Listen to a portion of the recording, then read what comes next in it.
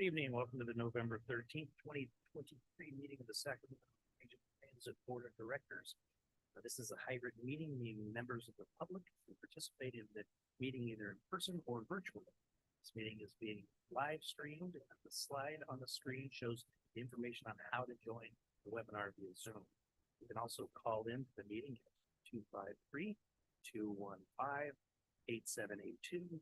The webinar access code is, wait for it, 837-9338-8162. Would the clerk please call the roll? Establish. Director Budge. Here. Director Daniels. Here. Director Hume.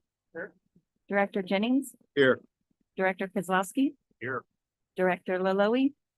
Absent. Director Maple. Here. Director Cerna. Here. Director Singh Allen. Here. Director Valenzuela. I'm here.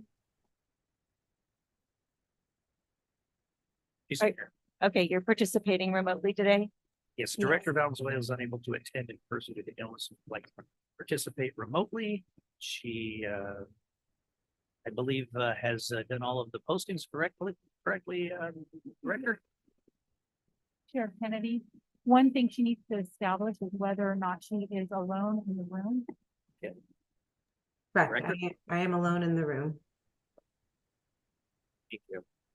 Okay, thank you. And Chair Kennedy. Here. With that, we have a quorum at 10 votes, and this meeting of the Sacramento Regional Transit District will be cablecast on Metro Cable 14, the local government affairs channel on Comcast, Consolidated Communications, and AT&T Uverse cable systems. This meeting is closed caption in the webcast at metro14live.saccounty.gov. Today's meeting replays Friday, November 17th at 2 p.m. and Saturday, November 18th at 1 p.m. on channel 14. This meeting can also be viewed at youtube.com/Metro Cable 14. Members of the audience wishing to address the board should fill out a speaker card located at the rear of the room and provide it to myself or Adam. Once the item has been called, additional speaker cards will not be accepted. The time allowed for public comment is at the chair's discretion. The timer will chime when you have 30 seconds remaining and then again when your time is up. If you are participating by phone, please push *9 to indicate a desire to comment. If you're joining us through Zoom, please push the raise hand button. Be sure to unmute yourself when it is your turn to speak and voluntarily state your name for the record. Also, please note any written comment that was received by 2 p.m. today has been provided to the board and will be filed in the record. There is the potential for more speakers in the room has capacity for this evening. So when finished with your public comment, if you could please excuse yourself from the room so that others can enter the auditorium. And it seems like that won't be a problem. Would you please rise and join me in the Pledge of Allegiance?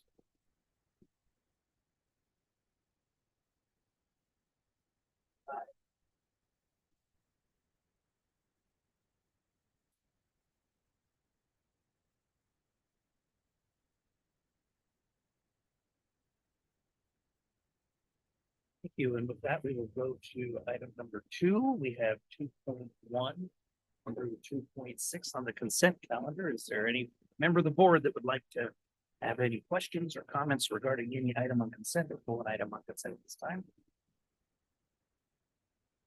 Move approval of the consent calendar. Okay, we have a motion to approve. A second, is there, we will be doing a roll call vote since we have a remote member. Are there any member of the public at this time that would like to address the board on an item on the consent calendar?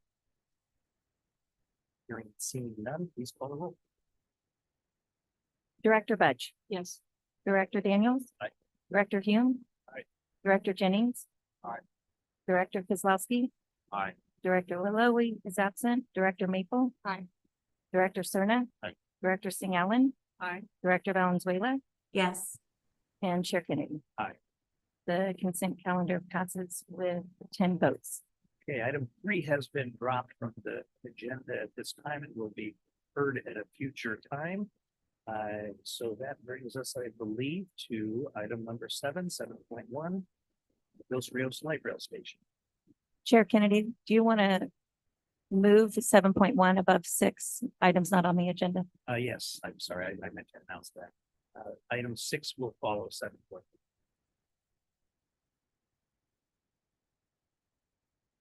Is I'm sorry, before we start, I'd like to just, make a brief statement. And that's that, a lot of it's been said, and this is an important issue, and an issue of import to many or most or all of us in this room. But a lot has been said in the last several days. I would like to set some of that record straight. I have the privilege of holding this gavel only as long as the folks up here allow me to or want me to. As such, I take that responsibility very seriously. Sometimes it overrides my own personal points of view to make sure that my colleagues are adequately heard and that their input is always welcome. This item has all along, it's since we've been talking about it, we've been talking about it years, but this last several months, I'm talking about the financing of it and so forth. Never at any point did this chair say that I was opposed to the project.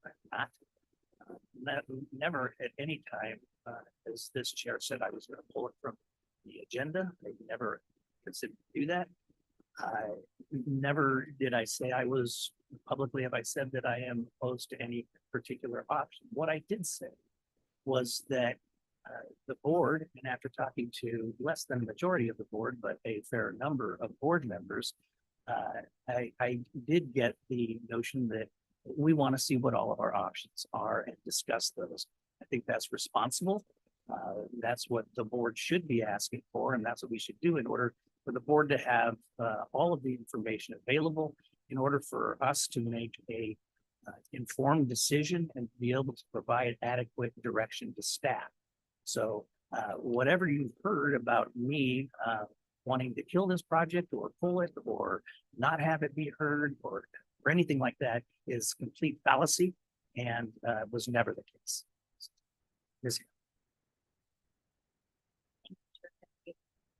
And at the board's request, we have prepared a comprehensive project briefing on the Dos Rios Light Rail Station project, and we are seeking board direction tonight on a path forward.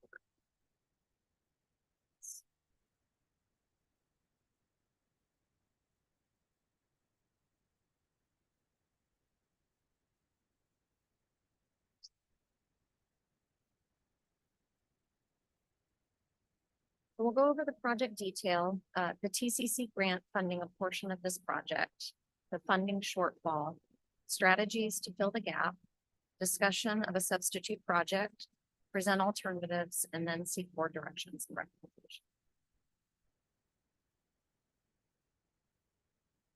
So I'd like to start with a background and overview of the light rail station project. The new station would be constructed on the Sacramento Blue Line at North 12th Street between Globe and Alkali Flat stations. The station has been envisioned for many years as part of the City of Sacramento Transformation Plan and Transit-Oriented Development Plans for the Twin Rivers River District area and would be directly adjacent to the Marisol Village community previously known as Twin Rivers. The Sacramento Housing and Redevelopment Agency is the lead for the Marisol Village project and owns the property where the future light rail station will be constructed, where they are currently managing site.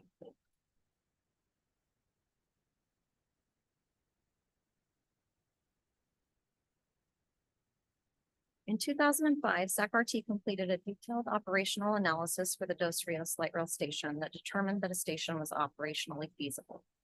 The alternatives analysis was completed in 2006. Preliminary design was completed in 2015, and environmental clearance was completed in 2017 for CEQA and 2019 for NEPA. In December of 2018, it was announced that SHRA was the recipient of a $23 million Transformative Climate Communities grant administered by the Strategic Growth Council, with $17.6 million directed to the light rail station project. SAC-RT is a subrecipient to SHRA on this grant. Shortly thereafter, we and our partner, SHRA, began to experience a number of challenges on the project. Beginning in 2020, as SHRA was managing site remediation, they began to encounter much more significant than anticipated remediation needs. Simultaneously, the cost for construction was increasing. As we are now approaching the end of site cleanup, we are prepared to place the project out to bid next month and potentially complete construction in late 2026 before the TCC grant must be liquidated in mid-2027. The Dos Rios Light Rail Station project is complex due to the current track configuration, It consists of realigning and constructing 1,400 feet of track to straighten the tracks through the station, relocating the turnout further outbound to provide the length required for the platform, and to build the platforms out of the city street. We will also need to replace and move the overhead catenary system along with other components. Here's a look at renderings from the final design of the station and the site location at North 12th Street and Sproul. $2.3 million in design costs have already been expended to date to our design consultant, paid for by SACRT, as well as SACRT funds that have been used for project administration. The estimated project budget includes $22 million for construction, $8 million for contingency and risk, $10 million for project administration, bus bridges and flagging, $3 million for construction site management, for a fully burdened estimate of $43 million. The total actual cost will depend upon upcoming bidding of the contract. In addition to the complexities of the project, due to delays associated with more extensive site remediation than expected, during a time when construction costs were increasing dramatically due to pandemic-related inflation, the cost of the project has increased significantly. We also must address new requirements for the site because of the contamination, which I'll discuss more in a moment. We have been asked on several occasions if we can use the existing track to make the project less expensive. Back in 2006, with the alternatives analysis for this project, several station locations and configurations were evaluated. And to reiterate what I shared in the project description, the current track configuration does not have sufficient room to build a new station, and we need to locate the turnout further outbound to provide the length required for a platform.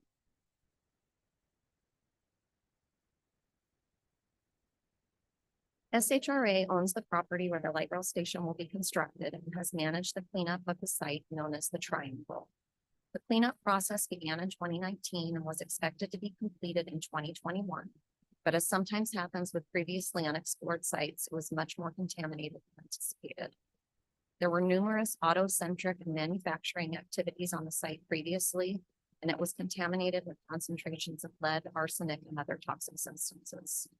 The excavation work also included the removal of previously unknown septic tanks and was so extensive that the site was not returned to previous elevations as originally planned. SHRA is currently awaiting approval of a closeout report from the Department of Toxic Substance Control on cleanup of several remaining hotspots. The site management plan requires specialized training for all personnel working on the site, as well as soil handling requirements.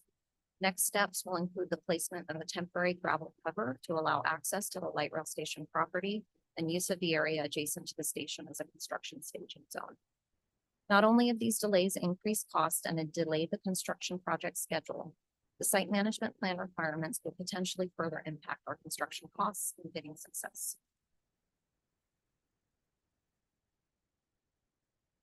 So as I previously described the reasons for cost escalation on the project, I'd like to focus for a moment on extensive efforts to apply cost-saving measures.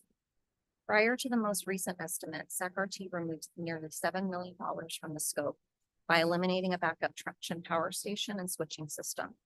Staff further went line item by line item to find value engineering opportunities, resulting in a further $700,000 reduction in costs. The current design is the simplest, most feasible station that we can have. SACRT has already reduced the cost as much as possible through value engineering.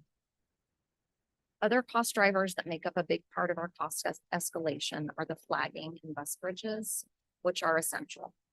Flaggers for work around live track are required by the California Public Utilities Commission. Flaggers are responsible for public safety and for temporary control of railroad traffic, and they ensure the safety of passengers and workers during construction. This project will be constructed on an active rail line. This line is SACRT's main artery across the river to our maintenance and storage yard. Passengers will be transported via a shuttle bus in between stations or on a bus bridge while the line is under construction. Flagging and bus bridges will be required during most of the construction period. We have provided a normal level of contingency and risk to the project, standard for contracts. And as our construction cost is an estimate with other unknowns due to site contamination, this level of contingency may be fully necessary. I would also like to point out that the project cost outlined here does not even reflect the hundreds of hours that SACRT professional staff spent on the project over the past 2.5 years. We have also been asked why SACRT did not put this project out to bid sooner. The primary issue delaying the release of an invitation to bid was that the site was not ready due to the remediation efforts described earlier. Because the site was not ready, our bid package would not have been valid. For a site with soil contamination, professional engineering standards require a completed soil management plan to be included in the bid documents, as well as accurate topographical information and quantities for bid documents.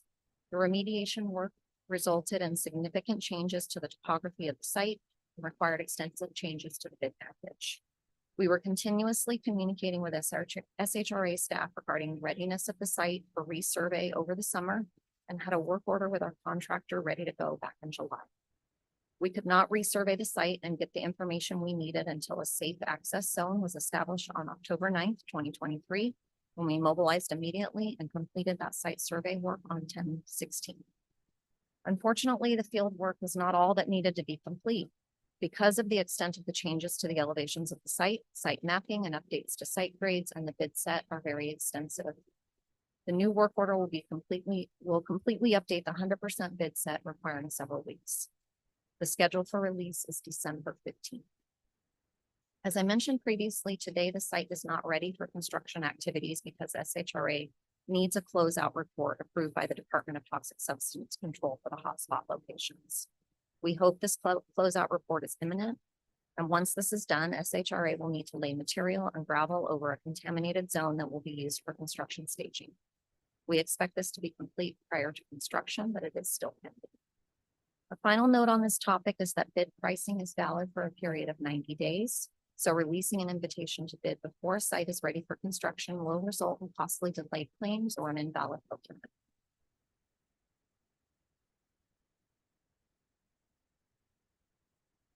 In early 2023, SHRA and SACRT met with SGC to discuss our project funding shortfall. We identified a project shortfall of $19.2 million, with approximately $23 million in available funds, which includes $4 million in SACRT funds and a project budget of $43 million. Funding options were discussed at that meeting, including future grants. And following the meeting, SACRT and SGC appealed to partners, including the city of Sacramento, to find another grant or local funding to fill the gap. In February 2023, SACRT applied for $20.2 million in TIRCP Cycle 6 funds for Dos Rios as its top priority project, along with 2 other projects associated with light rail modernization. SACRT and SHRA also prioritized the project in congressionally directed spending requests. SACRT was not successful in its request for Dos Rios Light Rail Station in its TIRCP Cycle 6 application, but secured a $5.5 million congressionally directed spending request recommendation from Congresswoman Matsui. The $5.5 million recommendation was later reduced to $1 million in the House Transportation budget. SACRT was notified of the unsuccessful TIRCP application at the end of April 2023 and met with SGC and SHRA in May of 2023 to discuss a path forward. The partners requested an extension of the grant during that meeting, as well as additional funding allocation to address the cost escalation of the project. SGC explained that due to the budgetary structure of the TCC program, an additional funding allocation was not possible. Although SACRT and SHRA communicated with SGC over the summer, SGC ultimately notified SHRA on July 31st, 2023, that the project was in non-performance status and that SHRA was required to provide an updated project budget and funding strategy. When we communicated with our partners over the summer, we expressed that SACRT has numerous state of good repair and maintenance needs and cannot bear the entire financial burden that has been created because of the delayed project and the current economic environment for construction. At the staff level, it was proposed that SACRT would try to come up with half of the funding subject to board approval, and additional time was requested to apply for future state and federal grant funds. As we noted on the last slide, our TIRCP application would have covered the entire project gap. Staff requested an extension for a period of 2 years to allow time to apply for additional funding through various grant cycles. SACRT and SHRA continue to advocate for additional funding and a grant time extension with partner agencies and elected officials. There was no immediately available funding, and we were not aware at that time that the TCC grant program was ending, nor had the state approved the SB 125 funding for transit agencies at that time. Although we hoped an extension would be granted and a supplemental allocation from SGC would be provided at SHRA's request for discussions with SGC. SACRT prepared a substitute transit project that would ensure the residents were afforded a transit option and the 17.6 million in grant funds would not be lost. The substitute project would be subject to SGC's approval, and SGC has made clear that the substitute project needs to be supported by strong community engagement. SGC responded to SHRA's August 29th response with a second non-performance notification on September 20th, requesting further development of the substitute project and a denial of the extension of the grant term. SGC requested to SHRA that given the apparent infeasibility of the project, SHRA work with project partners to prepare a proposed alternative project that would substantially retain the intended transportation benefits and support the community vision and could be feasibly implemented in the grant term and within the project area. So I'll talk more about the potential substitute project later in the presentation.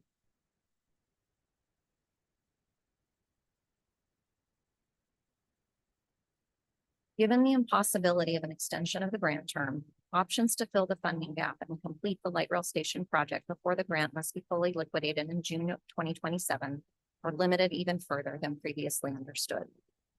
As soon as that second letter was transmitted to SHRA and SACRT, the issue was raised at the SACRT Board of Directors meeting on September 25th. This issue was also discussed at the October 23rd board meeting. At that time, the board requested that a meeting be scheduled with the city and county of Sacramento to discuss the shortfall. SACRT staff scheduled a meeting on November 2nd.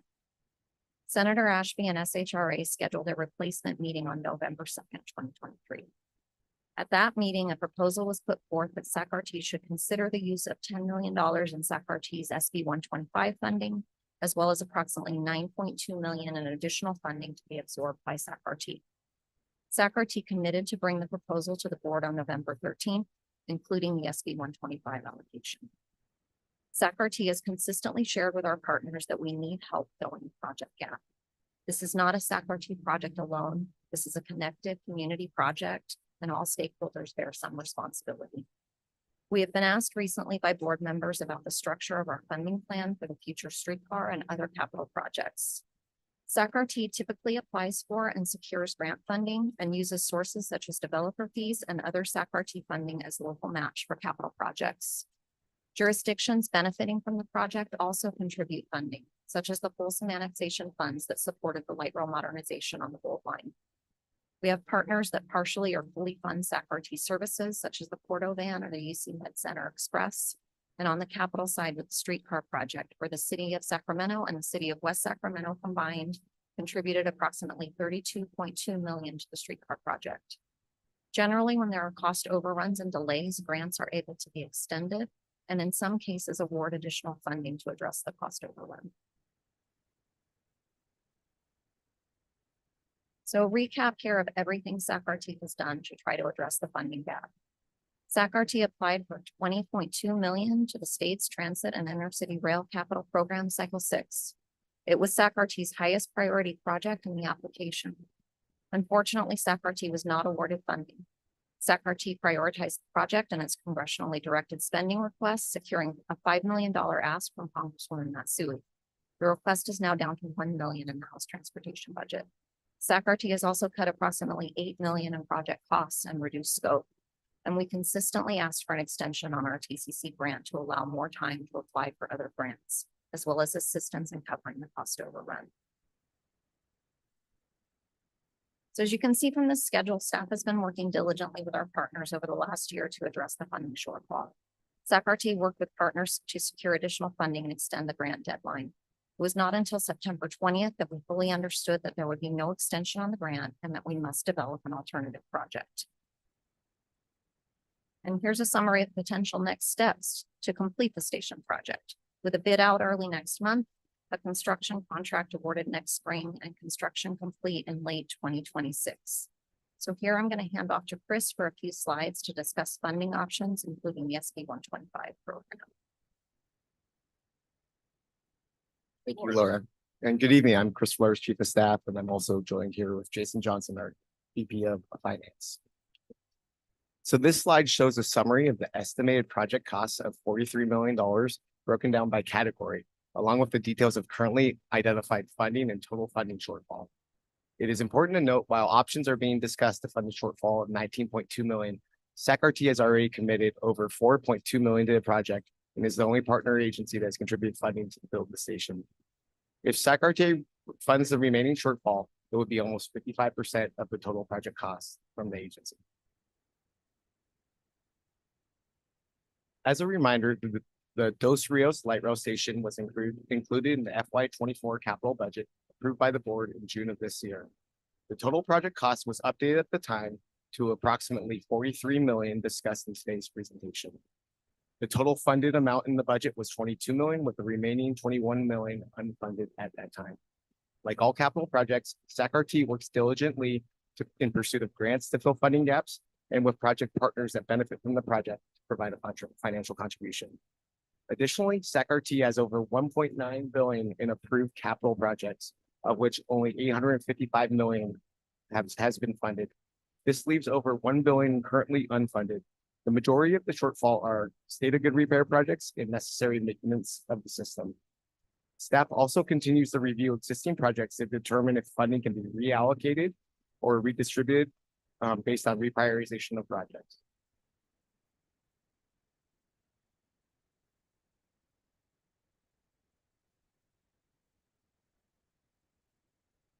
Go next slide, please.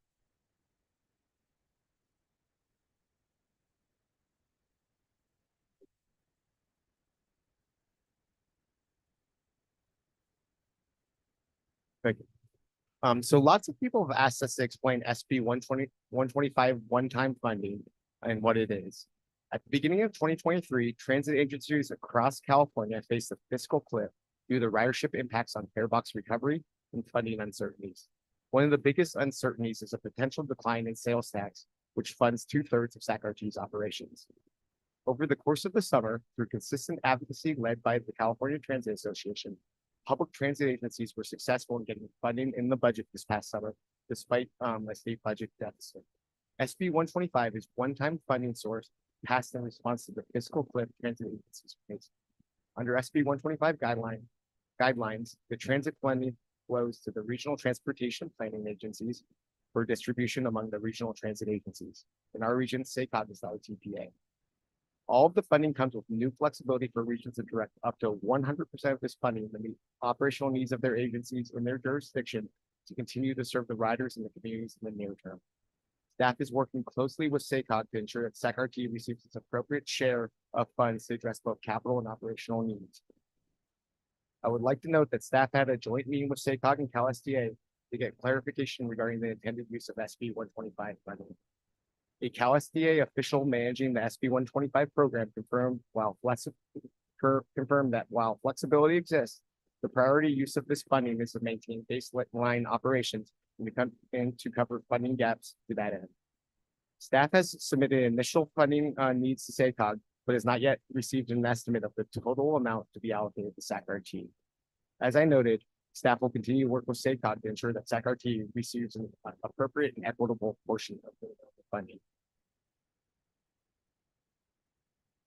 The SACOG regional share of SB 125 funding over the next 2 years is $238 million.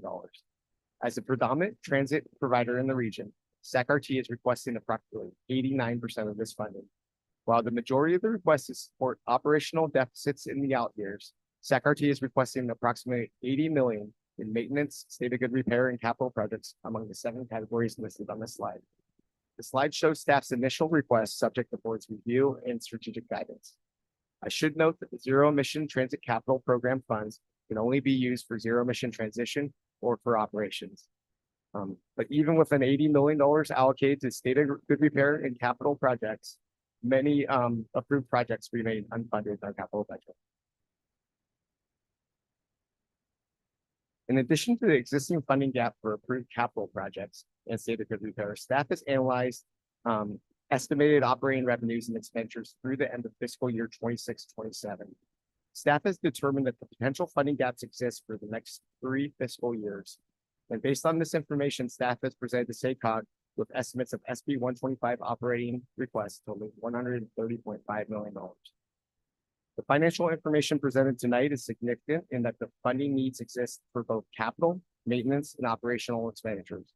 While some funding is restricted and can only be used for one type of expenditure, much of the funding is flexible. Funding available to SACRT is flexible over the next few years. However, any funding obligated to one project or expenditure now reduces the funding available for any other needs in the future. In particular, one of the most challenging issues SACRT has faced in the past was service cuts and layoffs due to operating deficits. Staff understands it has a duty to make sure that we avoid this situation in the future and is being vigilant in preserving operating funds. Now I'd like to turn it back over to Laura.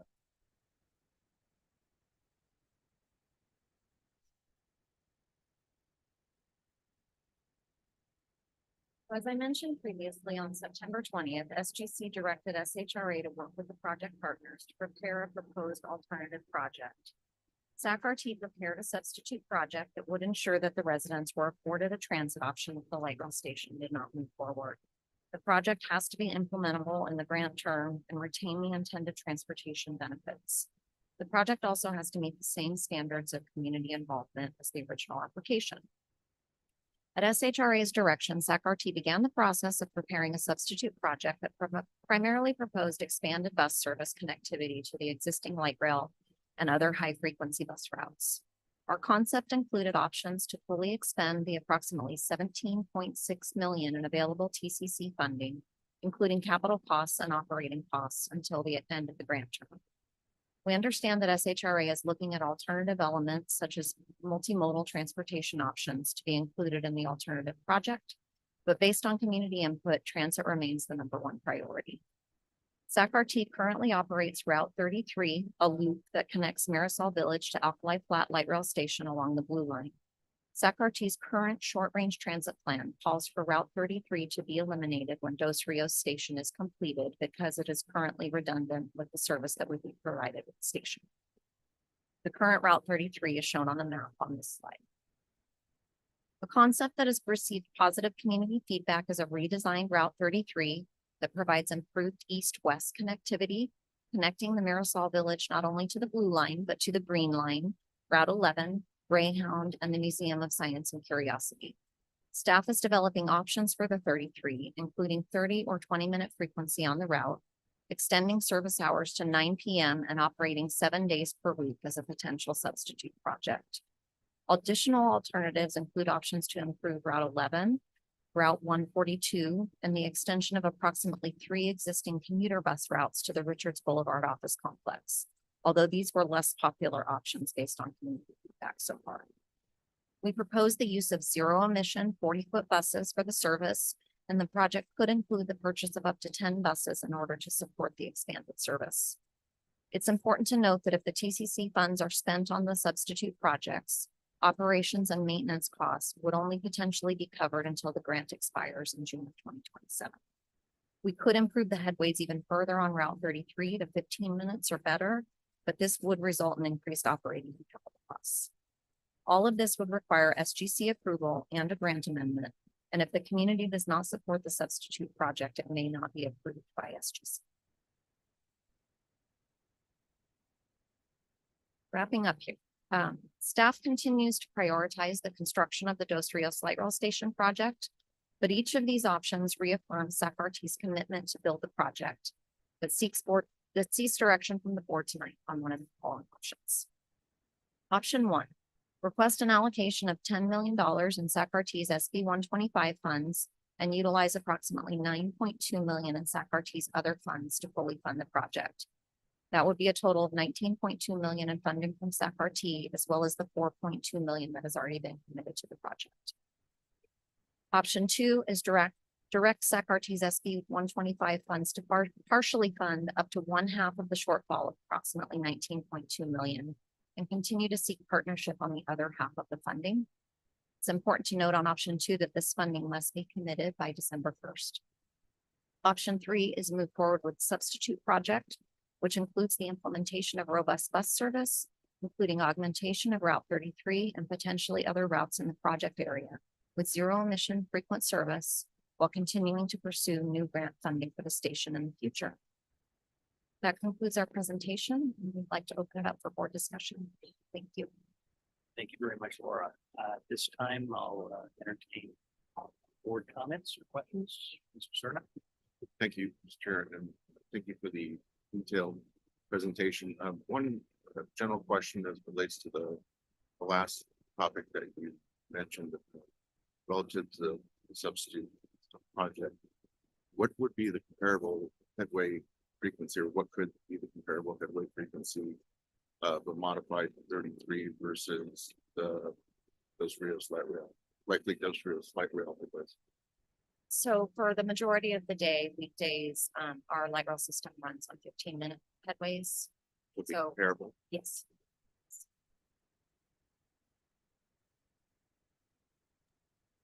Without objection, I would love to. I'm going to let the board questions. Okay. Mr. Chair, oh, Chair Kennedy, Where's- Director Valenzuela does have her hand up. Oh, okay. Director Valenzuela. thank you. Can I ask staff, the bus route that you're planning, is the funding, how long would the funding that you received last to pay for that bus route to be operating at that level? Our understanding is that the grant must be fully liquidated by June of 2027. So depending upon how long it takes to execute a grant amendment, we're estimating approximately 2 to 3 years. Okay, so a question here is 2 to 3 years of bus service versus a forever light rail station. SAC-RT would take any service changes through our typical service change process, including full public outreach and the Title VI analysis, and evaluate productivity of the route. Assuming it's implemented, SAC-RT would commit to continuing to operate the route for a reasonable period of time. And I think that would be subject to discussions with SGC as far as what that commitment would need to be. Okay, so we'd have to find additional operational money to keep the bus running past the grant term, is what you're saying. Okay. If I could raise, Chair, with your indulgence, I got a note from the Strategic Growth Council as staff was presenting. Is it okay if I read that for the board briefly? Of course. Okay, thank you. Thank you for the invitation to Sacramento Regional Transit's board meeting to discuss its proposed response to our September 20th communication. Our team, Strategic Growth Council, has worked diligently with SHRA and SAC-RT throughout the grant term to strategize and support the currently approved project. SGC supported and, at SAC-RT's request, executed an amendment to the grant agreement in May 2022 to extend the project delivery timelines. After conducting multiple meetings with the SAC-RT and SHRA this past year, we issued a stop work order and the first formal non-performance letter. The response letter on August 29th, 2023 from SHRA and SAC-RT did not adequately address the funding deficit and showed the 9.2 million funding gap with the proposed corrective actions to secure additional funding.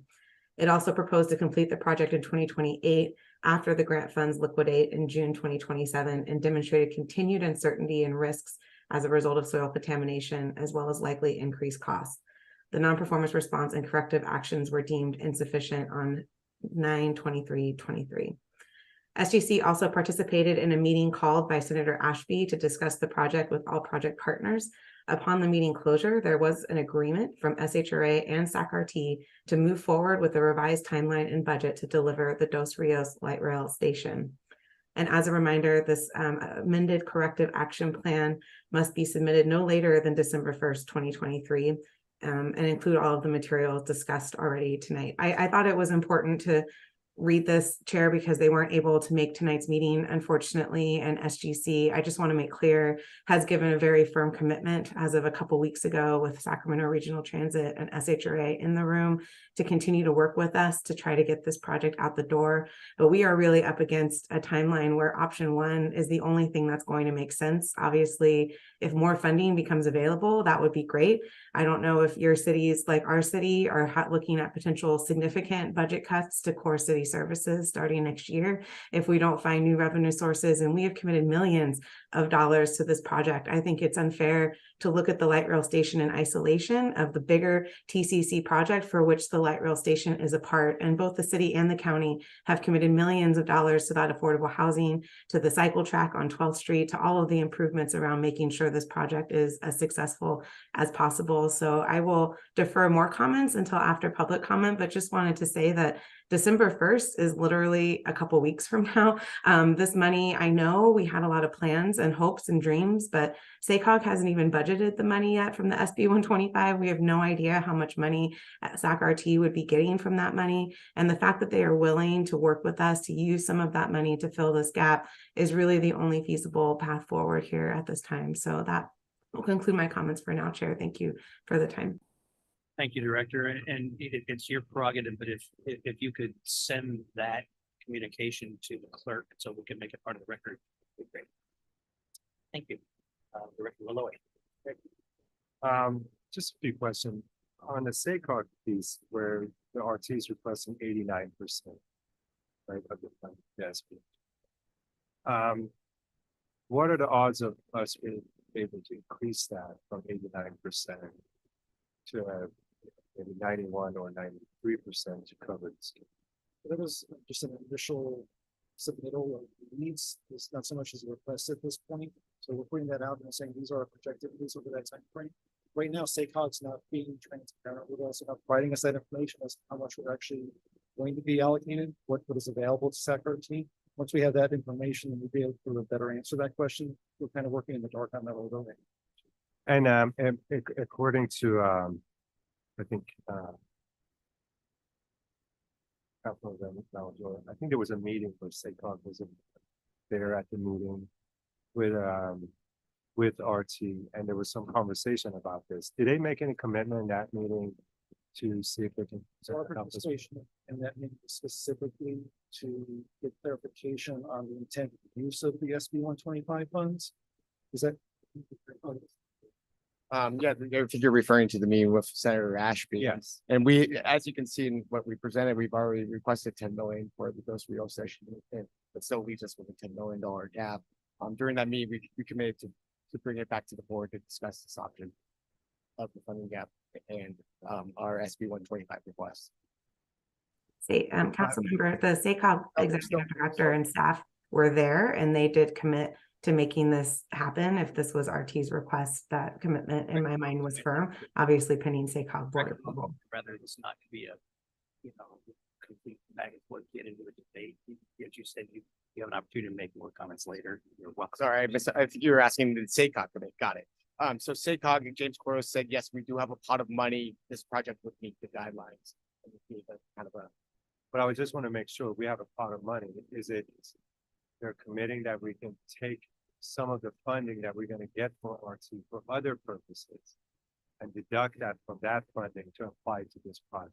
Or is it, hey, we will give you the money that you need for your whatever maintenance that you need. In addition, well, there wasn't like a discussion of off the top this project first, and in addition, has that brought up to them at all, or? We have mentioned that to SACOG that we believe if we would love to have this project off the top, we would love to get our fair share based on the ridership and population formula. It brings the money into the region based on the various advocacy at the state level. And then just going back to the bus ride where Foreman Gonzalo brought up great point, saying once this $17.3 million ran out, would that route be still being put in the budget of RT, or would that route be deleted once Our proposal is that that service would be maintained for a reasonable period of time, and we need to work through the public process as far as what level of service would be provided. But our proposal is we would continue to provide a bus service. And there is a bus service that goes through there already, right? Yes, the Route 33. Rapid. And my apologies on this. But what's the rider service? I believe it's fairly low. I'm gonna about 100 passengers per day. But it's a circulator, really just connecting services to the Alpha Light Rail Station, right? This is what I think. Just for the gentleman that asked if he can make a statement right now, we're going to, everybody's going to have an opportunity to speak. Right now, I've asked the board to have an opportunity because I think we can flesh out some of the details that might answer some questions that the public might have. So I will be calling on you later. Mr. Cernak. Thank you, Chair.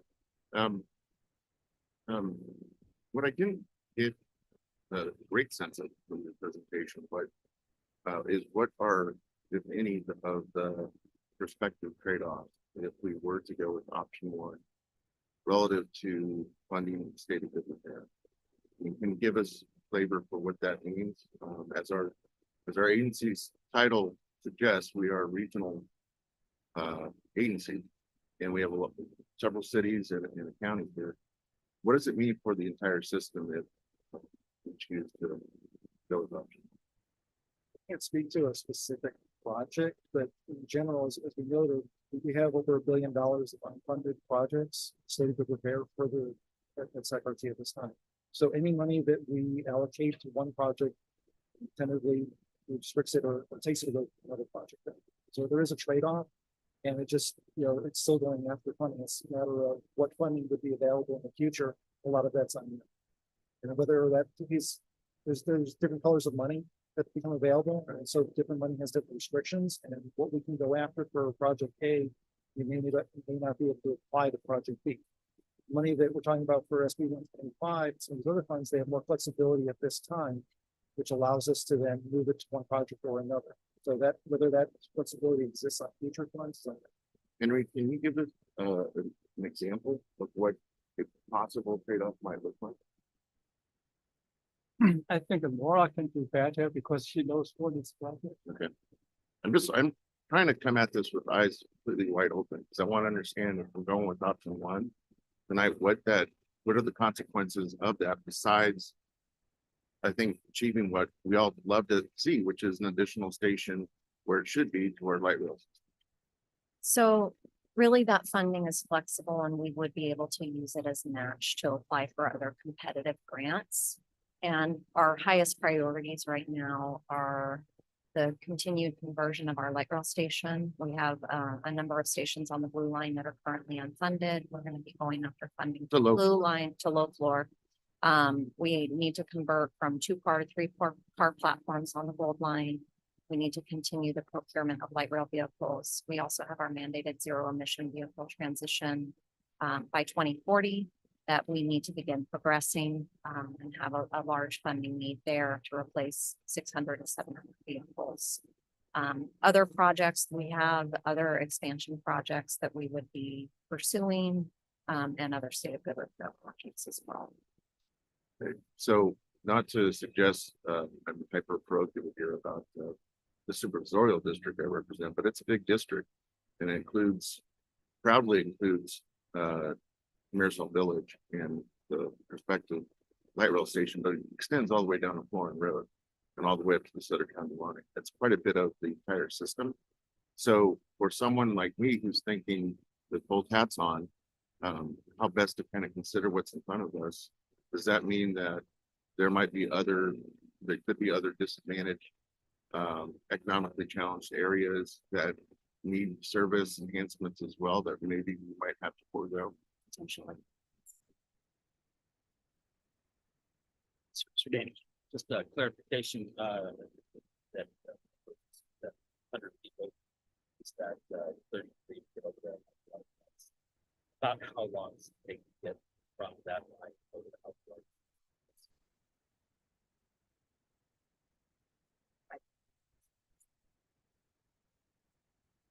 It's 30-minute this on the route.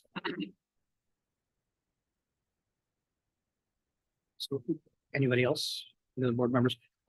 Laura, so to follow up on Director Cerna's question, so one of them could be, it could impact the BRT plan at Stockton Boulevard, correct?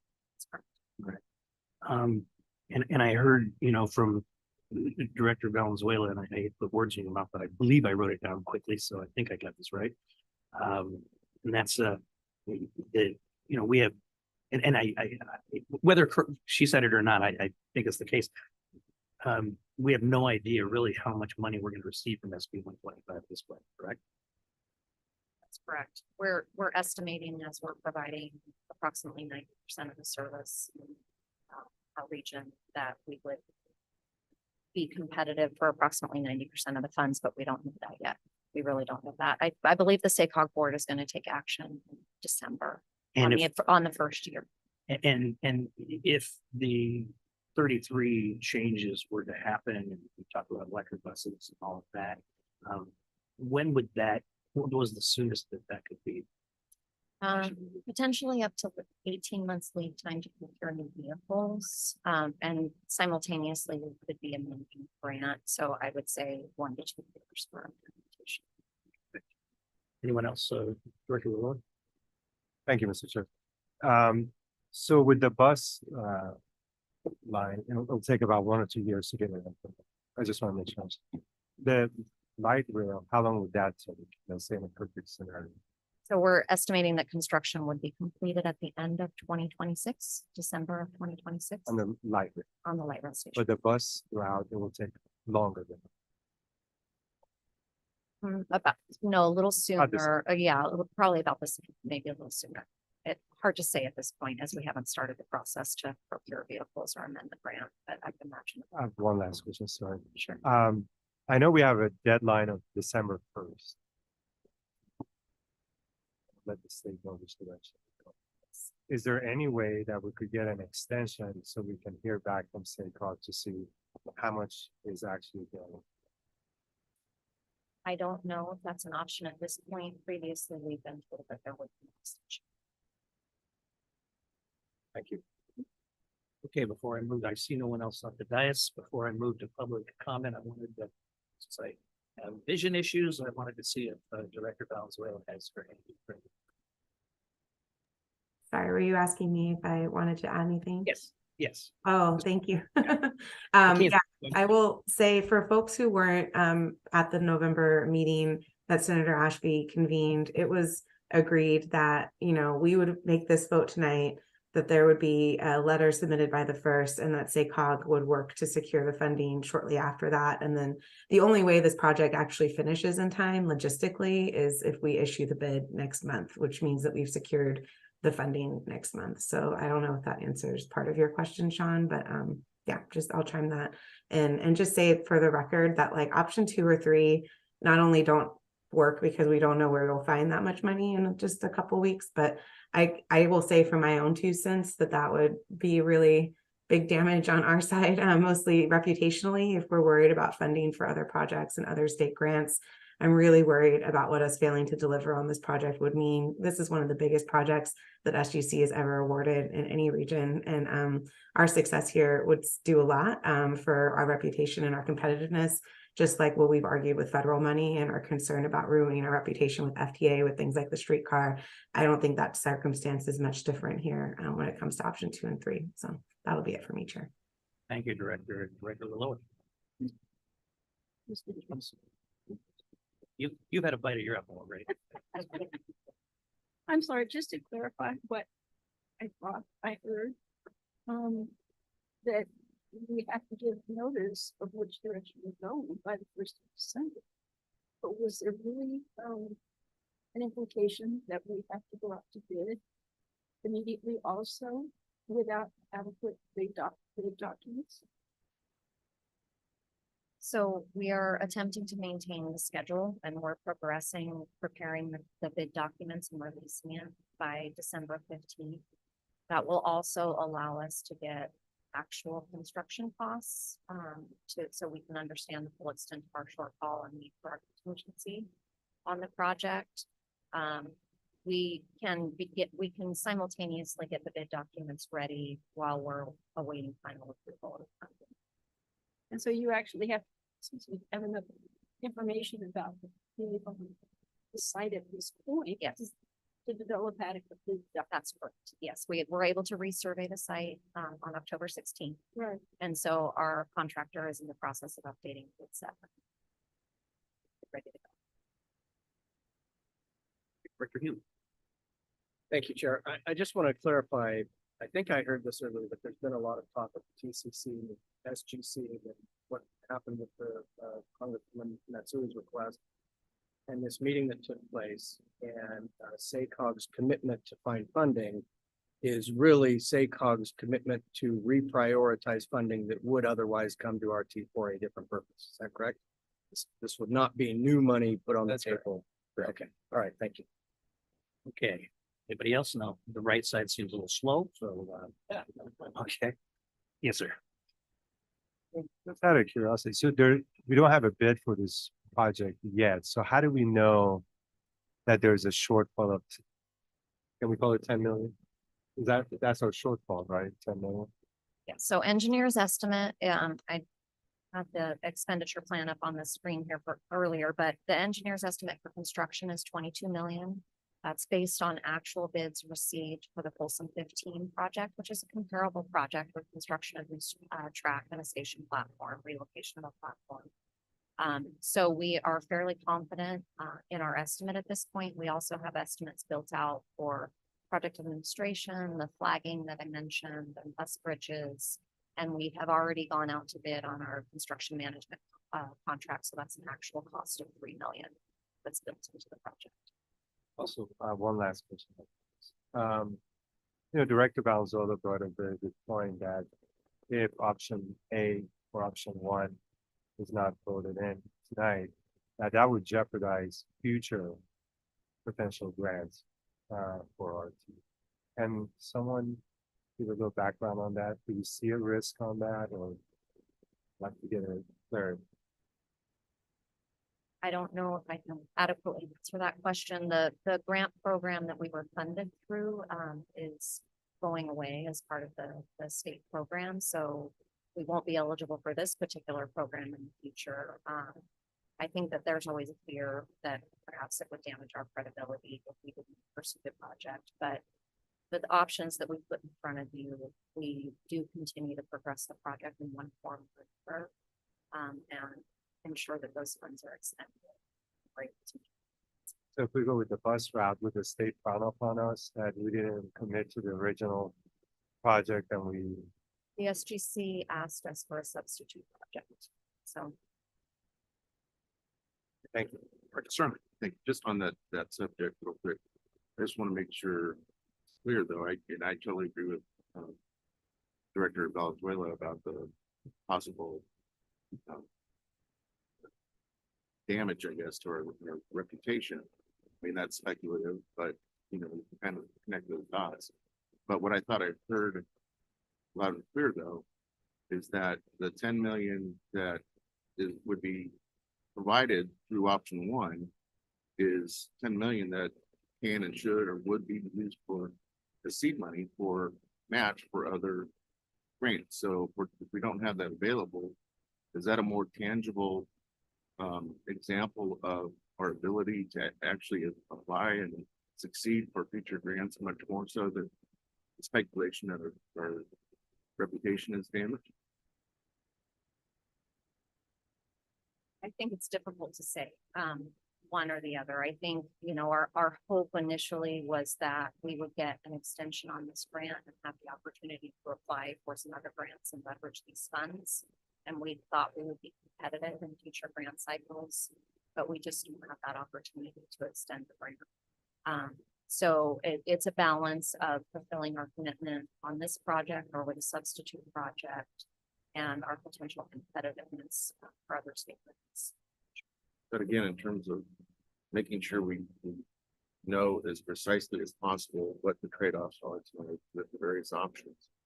If we go with option 1, I'm correct if I'm wrong, but I'm hearing from you that we'd have a lack of resources to pursue future grants to take care of, state of good repair and other operational needs. That's correct. We have reduced flexible resources to pursue other effective grants and as much matches. Thank you. Anybody else before we go to public comment?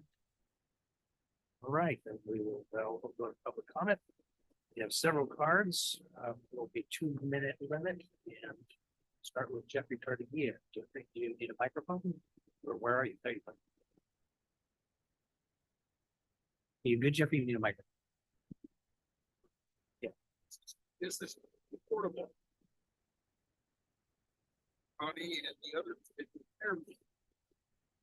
Can you hear me? Okay.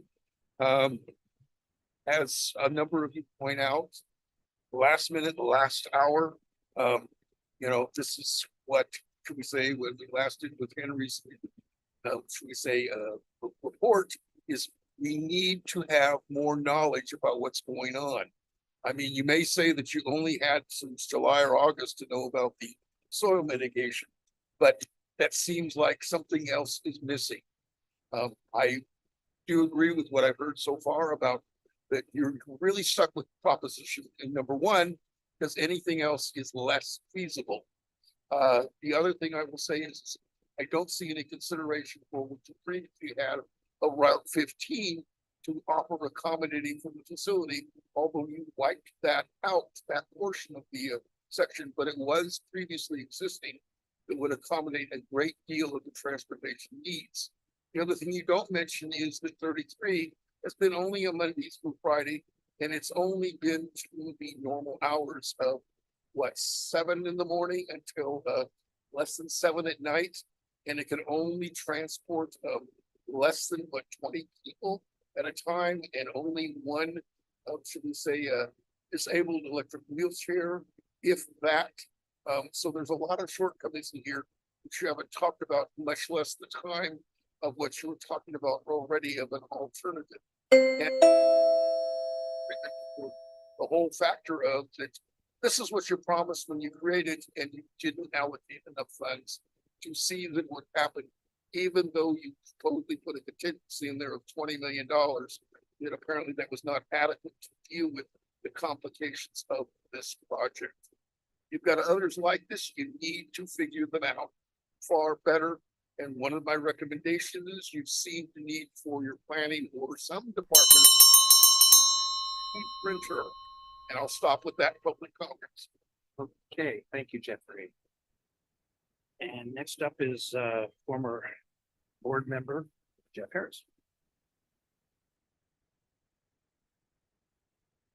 Nice to see you all. As you may know, I was council member for the River District for 8 years and worked closely with Michelle on this project. Congratulations on all the hard work you've done to get Mirasol to the point where it is.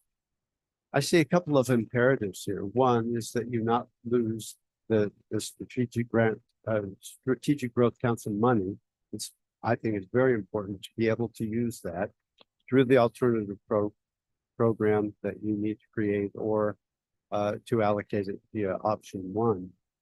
The other is that mobility for the river district is really what we're talking about here and how to achieve it the quickest, the most effectively. So here's what I would propose. I really think that option 3 is the best way for you to go in terms of preserving funds for RT to move forward on various projects and keep this system running well. But you can't neglect the mobility options for the river district. So in creating the alternative proposal for SGC, be very vigorous about that and create a bus route that will serve the needs of the people. But here's the other thing that I hope you would do in a motion is to direct the manager, Henry Lee, to continue to pursue grant funds to build the Dos Rios station. It can be a win all the way around to get mobility for the river district through buses in the shorter term, and then find through TIRSIP or other grant costs money to build the Dos Rios station in the future. That's what I think is the best way through this to thread the needle. So don't lose the SBC money, get the bus route up to snuff, and then build the Dos Rios station, but commit to doing so. Thank you. Yep. The next is Catherine Canepa.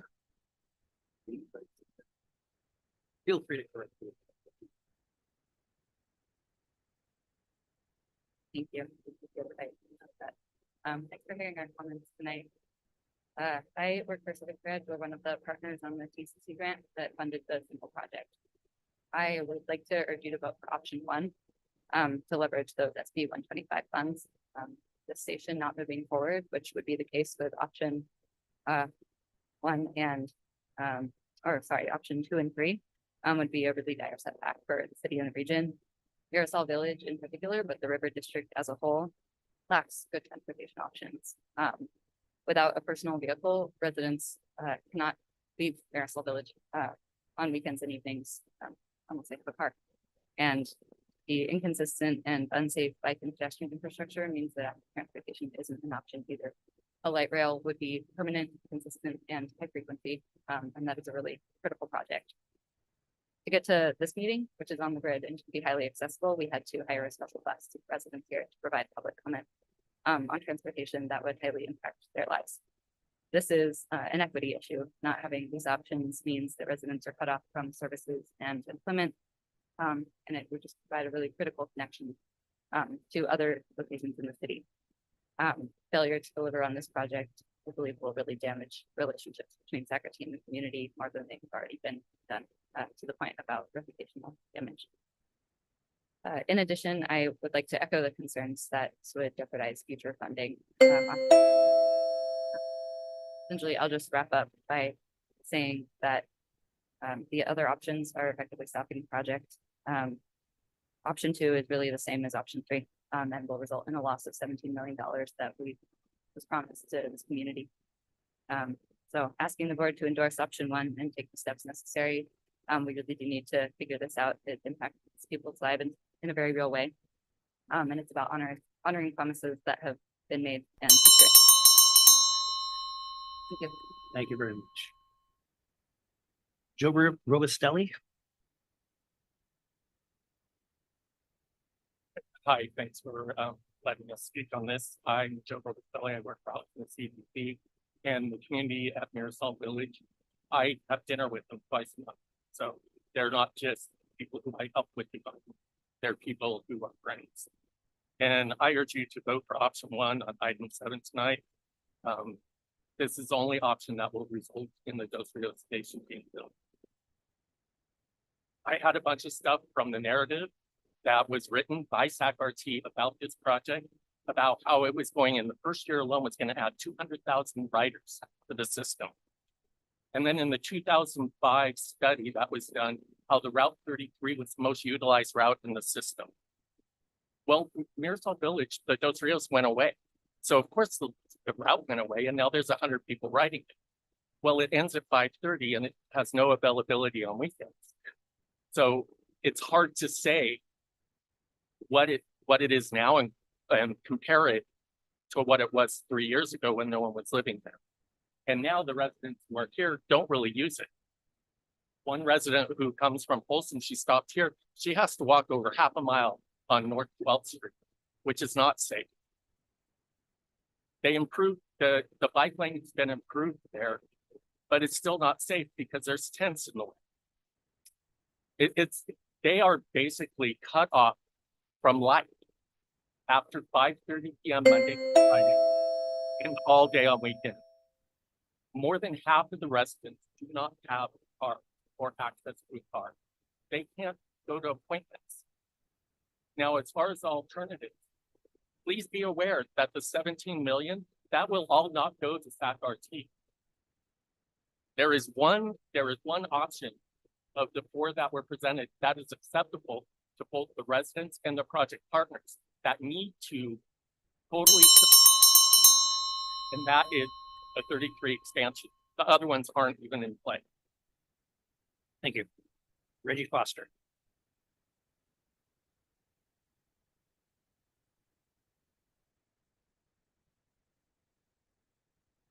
Thank you for hearing me. I'm in agreement with the 33 expansion. The bus operates from about 6:40 in the morning until 5:30. And I have a difficult time walking to Township 9 to catch the number 11 bus. So that I can get to do some grocery shopping and things like that. I have to do like hurdles to get to places and stuff like that. I really need to get to markets. And we need other things to, places to get to. That's why we need that 33. So my. Thank you, sir. Okay, thank you, Sheila. Laura, can you just answer a quick question, follow up on that?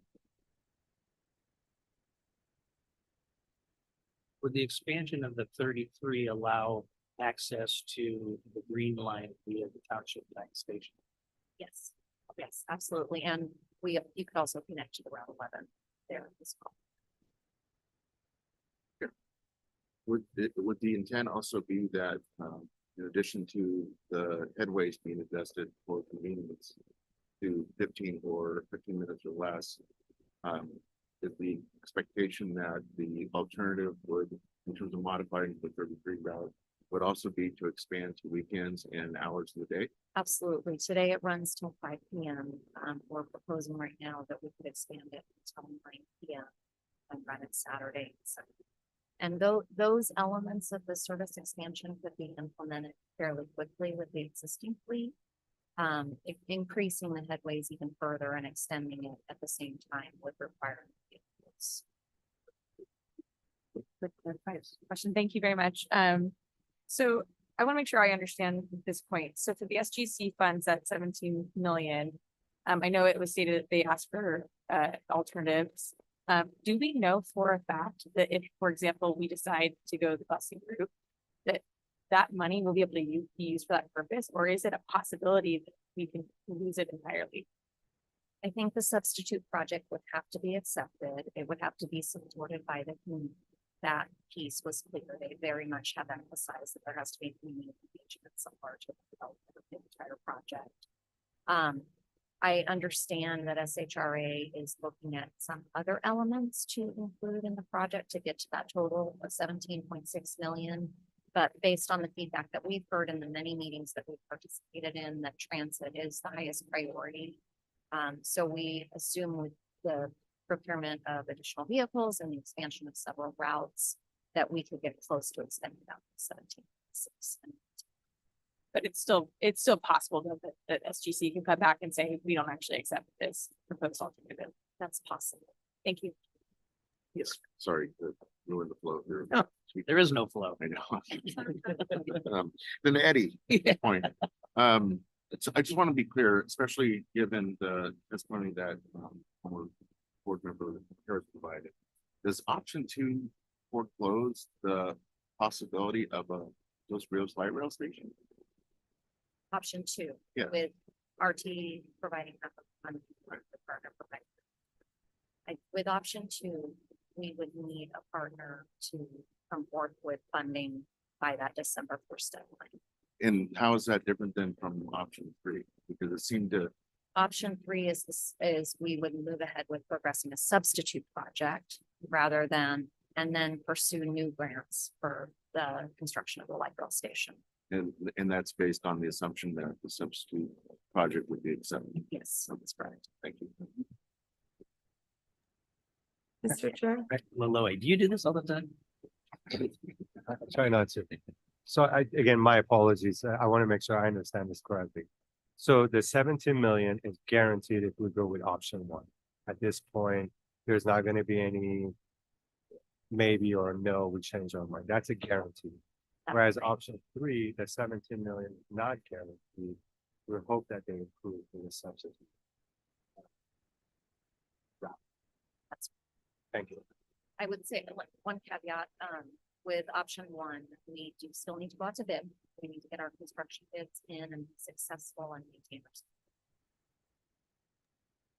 our. Mr. Chair. The vice chair. Just want to make sure, because I heard there are 3 options here, correct? And it sounds like to me, based on the conversations and the many questions and the answers, that we are looking at option 1, because we don't want to lose the money, but also combining it with option 3, which is moving to Route 32. No, it would be one or the other. That's not what I've That's heard. not what it says, actually. What it says is that the short-term plan will be to enhance Route 33. Until the Long-term station is built, plan until the station. Correct. Yeah. Funding for the Yeah. station. I mentioned in the presentation, though, that Sacramento's current short-range transit plan, envisions that the route would go away once the station is constructed, because it's currently duplicated. But we have been talking to the community about expanding the hours in the short term. Okay, and I just want to make sure that the options that we're talking about, because we talked about community engagement. That we already had that community engagement, is this engagement we're gonna have going forward? It's been, engagement that's been led by SHRA with the community in the affected project area. SACRT would still need to follow its service change process and do full public outreach and solicit comment and do a Title VI analysis before a service change takes place. So there would be, we've done a portion of it, and SGC has clarified that that could continue past that December 1st deadline, but they're looking for initial feedback and an outline for plan. I just to comment on the funding availability. The SGC in that November 2nd meeting was clear that they wanted us to do a parallel path if possible, because there's very real possibility we may not get any bids. They may come in over and you still have a funding gap. And so they want us to submit that grant reduction plan for their project by December 1st. Yes, sir, Mr.Olo.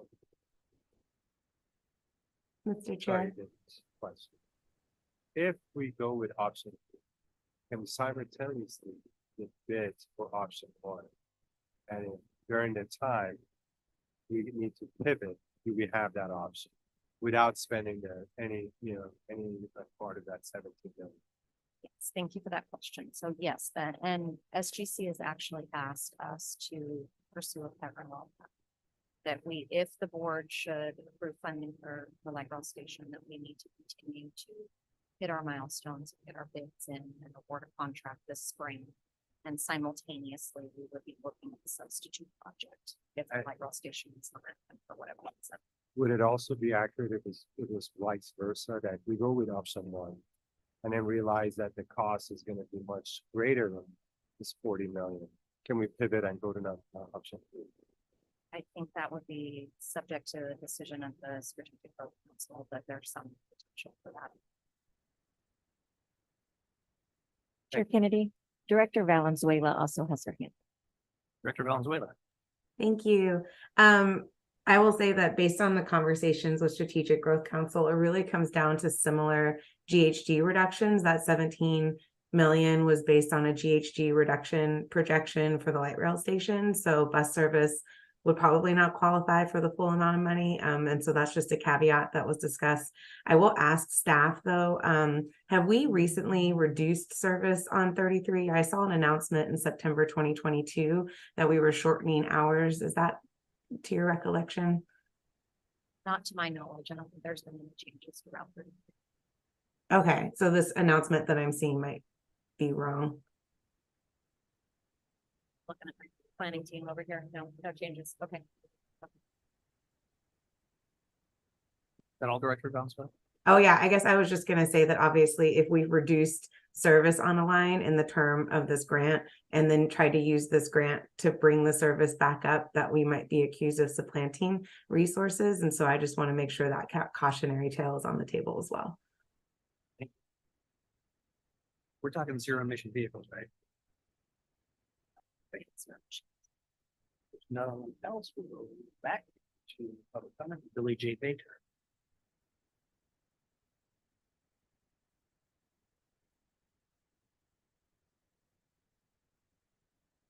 Thank you. I'm a resident at Marisol Village.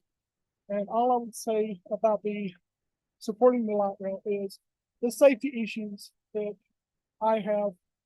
If you have to live at Marisol Village like I do, you have to walk to Alkali Flat on weekends to catch the light rail. Well, after certain hours, the pathway is not adequate. It's not adequately lit. It's not safety. You know, part if you are by yourself. And the light rail station would be a great plus for the community because due to safety concerns, you know, we have a lot of issues through there. So that is my main point on this, is the safety of individuals having to walk, and of course, being disabled makes it that much harder to get to the light rail stations. That's on weekends, the buses is not that adequate out there. Thank you. Thank you very much. Kiara Reed. Thank you for allowing me to make these comments. My name is Kiara Reed and I'm representing Civic Red. We appreciate you guys for allowing us to come here today and present and urge you to vote on option 1 for item 7.1. As the chair mentioned, there's been a lot of conversation about this project, particularly in the last few months and days. In these conversations, option 1 has always been shared as that SAC-RT's main priority and what would be presented tonight to this board for a resolution at this meeting. Option 2 has never come up. It's not been included in any recent conversations or been vetted by community. By voting for option 2 or 3 tonight, SAC-RT is not even guaranteed the full 17 million. On that note, I'd like to read SAC-RT's own stated value of respect, and I quote, "to communicate clearly, respectfully, and honorably in a way that would make my family proud, to my colleagues, and to my customers." Has that value been honored? The Dos Rios Light Rail Station is a critical means of connecting residents to essential destinations, while personal vehicles are an option for few. Many community members, and particularly those that are low income, rely on active transportation and transit, but currently do not have safe or accessible options for either. As others mentioned, our region has historically underperformed in securing state and regional funding, and fumbling this award should be avoided at all costs and runs the risk of future funding down the pipeline. Moving forward with option 1 is really the only path forward to ensuring that 17 million, and this is the only thing that is vetted, truly vetted by the community members. Again, I urge you to vote for option 1 and follow through with the commitments you've already made. Thank you for consideration of these comments. We look forward to working with SAC-RT and all stakeholders to get the Dos Rios Light Rail Station to the finish line as promised. Thank you. Devin Stricker. Good evening, SAC-RT board members and staff. Thank you for having me here. My name is Devin Strecker, and I'm executive director as well as a resident of the River District. We're deeply concerned and disappointed that the promised construction of the Dos Rios Light Rail Station is currently in jeopardy. The station was planned and grant funding was obtained to coincide with the construction of Mirasol Village to provide mobility and transportation options to the residents of this expanded and revitalized community. But it's about more than Mirasol Village. There are currently 4,794 residential apartment units either existing, under construction, or planned within the River District. This amazing transformation has occurred due to the hard work and advocacy of many civic leaders over the past 25 plus years. The River District represents the most environmentally and economically sound development opportunity in the Sacramento region.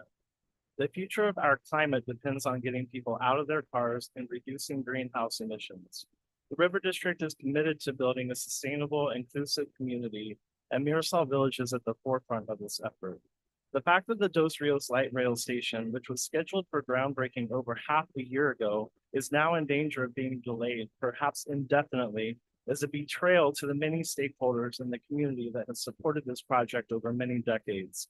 The Growers District, the Village at Dos Rios Hobby Condos, the Alchemist Public Market, Sacktown East, and Pintworks are all projects that spurred investment and interest in the River District in Sacramento based on the promise of the Dos Rios Light Rail Station. The fact that we're now debating whether or not to use the millions of dollars awarded this project's plan is alarming. And it's clear that if the light rail station loses its funding, it will further create community distrust and may steer developers out of the area.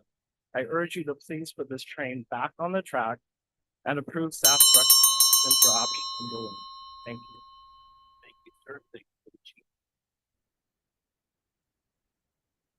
Greta Layson, please.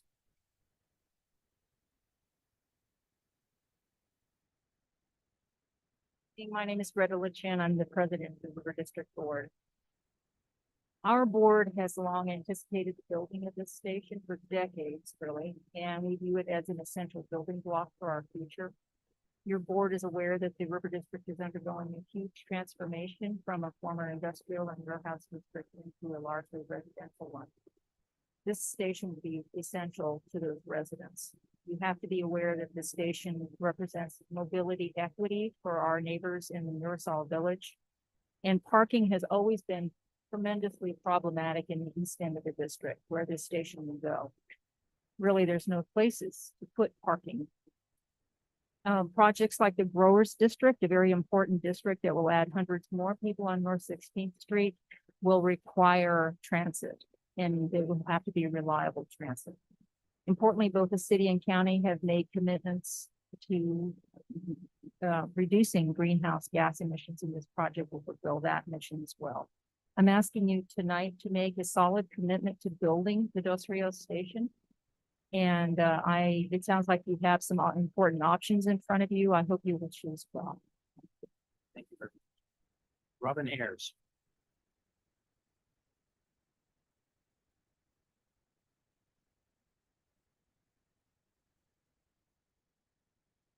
Okay, I'm here to express my support for this project, option one. I spent over 4 years working with residents in southern Dos Rios, and the public housing community, and the now Marisol Village community as an employee of urban studies. During my time working with them, also the community light rail has been an integral part of the Marisol Village project was promoted by SHA and others. There have been many meetings asking residents over the years for their input on the project, as well as many by SHA to promote the great opportunity this would be for residents upon returning to Marisol Village. Many residents pondered whether or not to return to Marisol Village due to the lack of various community amenities such as grocery stores, as the cost action mentioned briefly. And there were certainly some who chose not to return for this reason. In addition to this, Light Rail Connected to Marisol Village project, which promoted with the idea of improved environmentally efficient transit, as well as increased opportunity for people in the community. The alternative option two will not meet that promoted results. I would ask you to choose for option. Lena Sharp.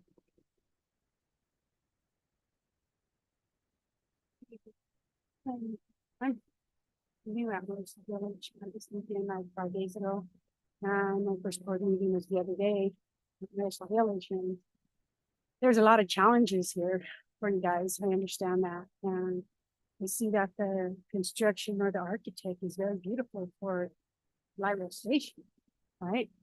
I come from Folsom, like the gentleman said, and I ride the bus. I ride regional transit daily, 7 days a week, from Folsom to now to Marisol Village and out to Parkville.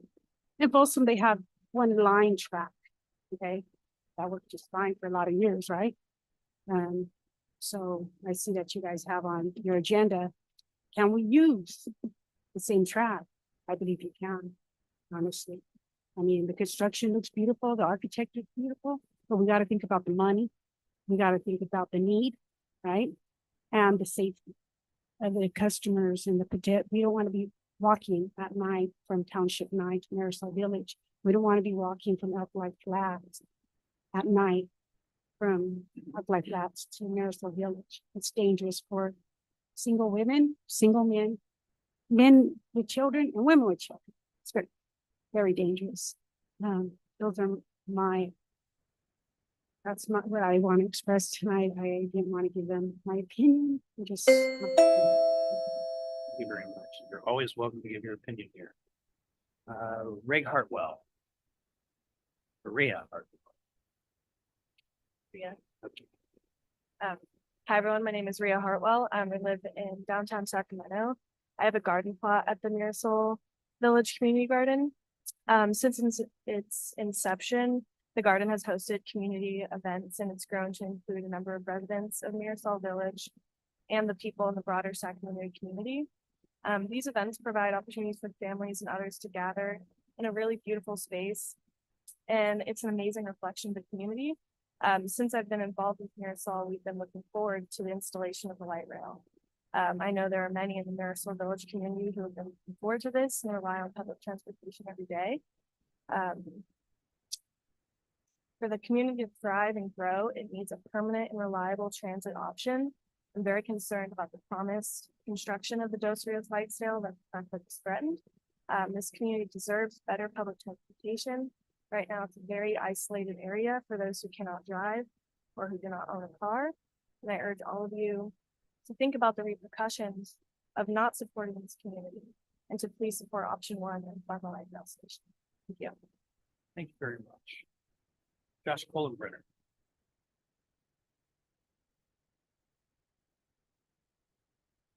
Hello, everyone. My name is Josh Kohlenbrenner, and I am the head of development at Bowen Capital. For those unfamiliar, Bowen is a family-run investment and development company that owns multiple properties around Sacramento, one of our largest being the Growers District.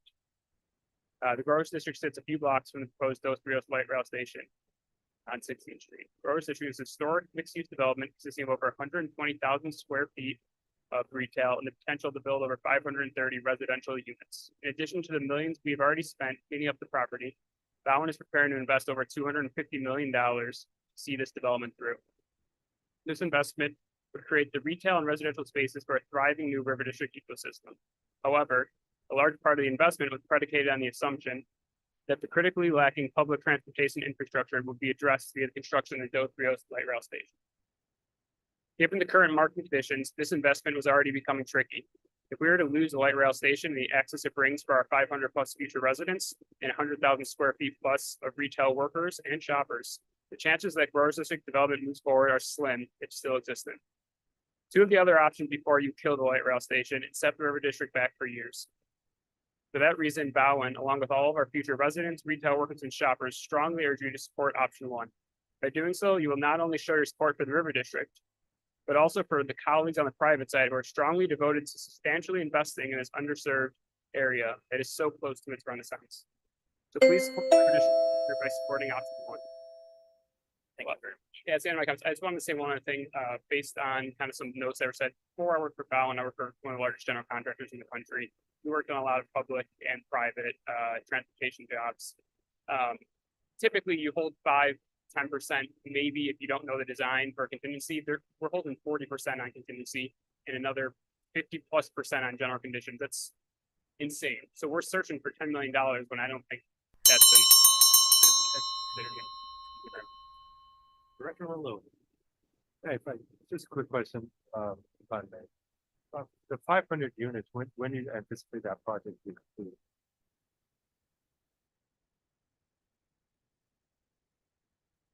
By 2027, 2028?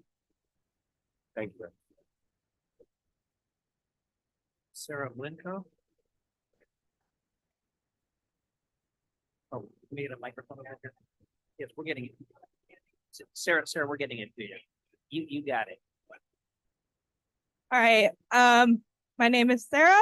I've been living in Marisol since mid-May, and I've used public transportation as long as I can remember. But like there's real problems. The 33 doesn't go at night. It's like barely, there's not a lot of space to it. So it could barely take a chair. So that's not a really good option. What is a good option is to go forward with the light rail, because I'm literally wheeling at night 2 hours alive flat with a headlamp in a chair and with pepper spray just in case something happens. I should not be this scared to go out places and do things past 3 or 4 in the afternoon, especially nowadays. So honestly, without the connection of the light rail, I'm still gonna be wheeling like 0.8, 0.9 miles get to a light rail station if I wanted to go somewhere on a whim. I should be able to go somewhere on a whim without having to use my other resources.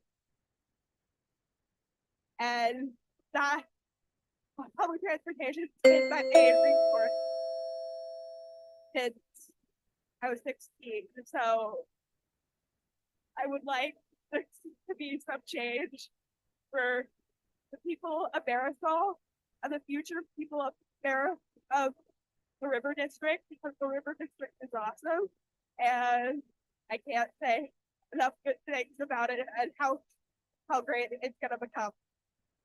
Thank you. That was a lot of words. You did great. Not even Well done. I know the River District people liked it. Howard Jones. Or the back in the corner. Hello, my name is Howard Jones. I've been a member of those Rios for over 30 years before we started out. I even worked out, was the president and treasurer of the resident council. When opportunity came to my front door, they were getting ready to do something different in those Rios. I told the man, tear it down. We need a new start. We need a new light rail station. This is maybe 5, 6, 8 years ago. And we've got the new buildings. They're filled up, but we have no light rail station. I was the guy that was taking people to and from Dos Rios, Del Paso Heights, Citrus Heights, South Sacramento, Elk Grove, shopping, visiting friends, to the movies. They called me the Uber guy. But what I'm saying is, now we're an island again. We're desolate. The 33 isn't good for nothing.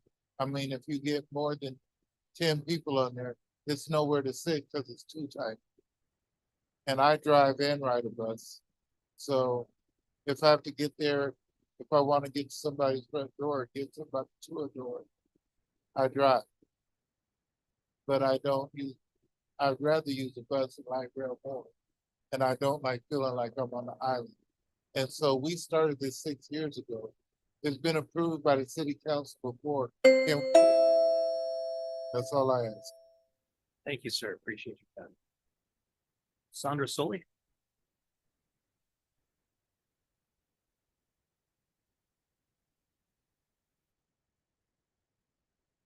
Hi, thank you for having me. I'm a resident of Marisol Village. I am new to the project. It was a godsend, and I think that it will continue to be a godsend for the next at least 5 to 10 years of my life. I am a federal service worker, and I work literally 2.5 miles from Marisol Village. I absolutely will not try to walk there. It is dangerous. There are people, there's a bike trail there, but people use the bike trail to sleep in. There is a lot of dangerous activity. I have encountered a person impaled on a fence. There's just a lot of things going on. I urge you guys, one of the main positive things about Marisol Village was the ability to have a light rail station being built there. It was something that I was absolutely looking forward to. I want to participate in reducing greenhouse gas emissions, but I cannot even consider the idea of not driving the 2.5 miles to my office. It takes me maybe 5 or 10 minutes. I would consider the idea of extending that time frame if I could find safe transportation to get to work. And at this point, it's not a possibility. So I urge you to continue the path towards number 1. Thanks. Appreciate it. Michelle Dozier, you do not have to wait. That's as a partner, but appreciate you.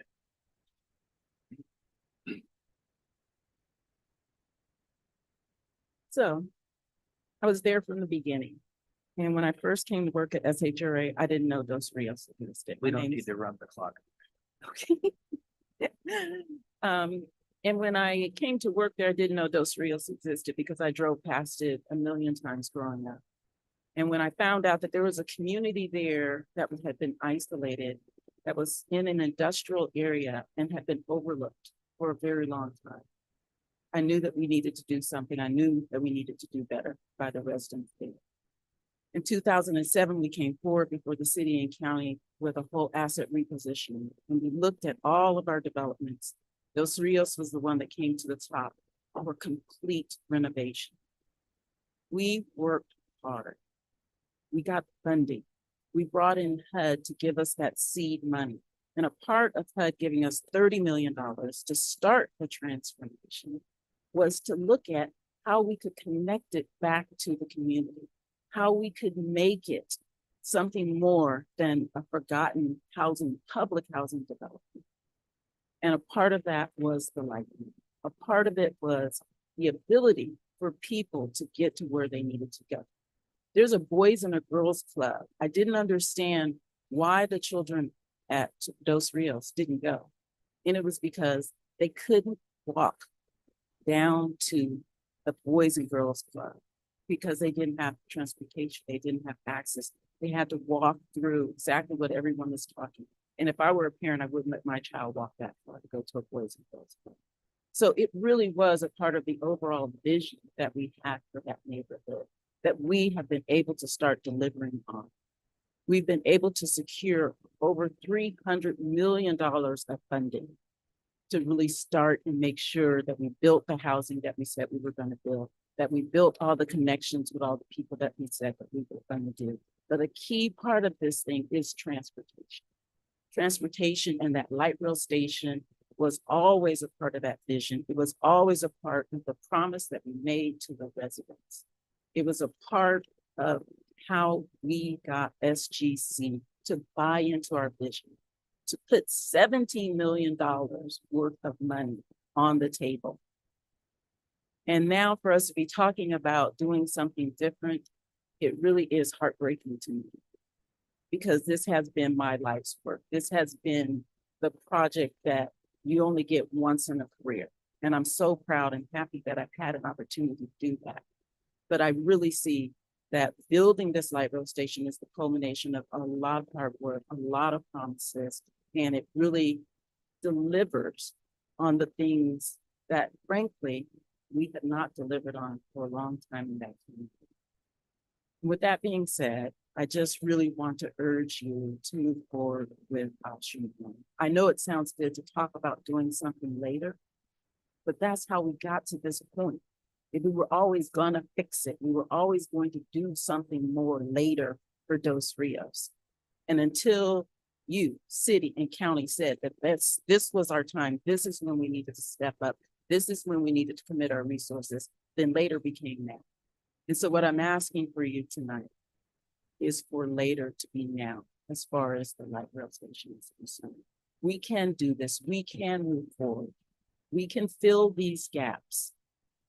And we can do that to deliver on the promise that we made for this month. Thank you. Thank you, Michelle. Director Malloy. I'm sorry. I'll disclose that.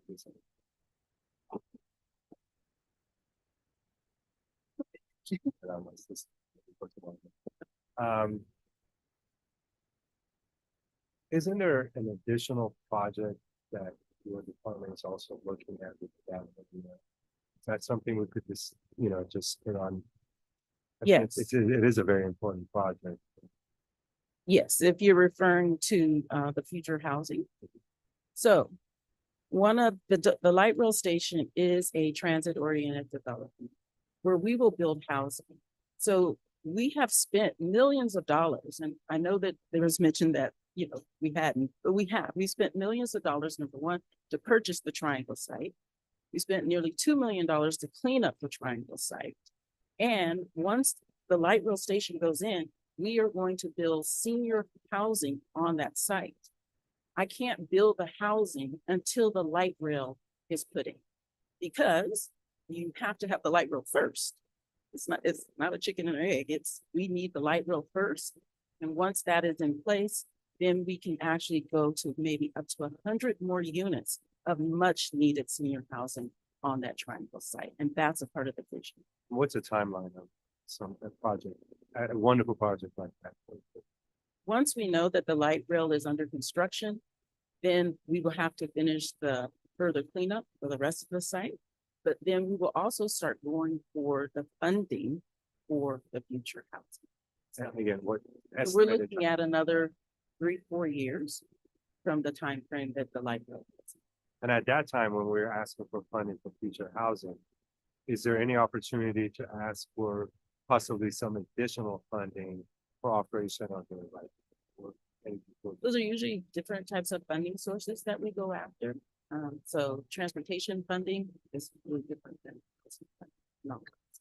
I guess what I'm asking is, do you see anything in the near future that we could ask for additional funding that potentially would come back to our? So are you asking the question, are we looking at finding funding to build the light rail station? Well, we have a gap of approximately $10 million. I'm just trying to figure out, are there any other buckets, whether now or in the future, that we could utilize to cover this gap? Well, one of the things that was very clear with SGC is that they wanted to see that we had a path forward by December 1st. And so part of that meeting that we had on November 2nd was to look at this $10 million gap. And that's really where the whole issue with SACOG came in terms of putting a placeholder. So the first thing was to come here to get agreement on that. The second thing would be to send a letter to SGC. And the third thing was for SACOG to put in a placeholder in December, I think it was around December 8th or 7th for the $10 million. And that's different from the SB 125 plan. That is. It's the same. So it's not additional funding, it's just a matter of reallocating 10 million from SB 125 funding to this part. I don't know if it's reallocating or allocating. Or it's gonna take away from the 89%. It will be a part of. It will be part of the 89%. So that's a way to look at it. Thank you. Thank you. Kay Harris.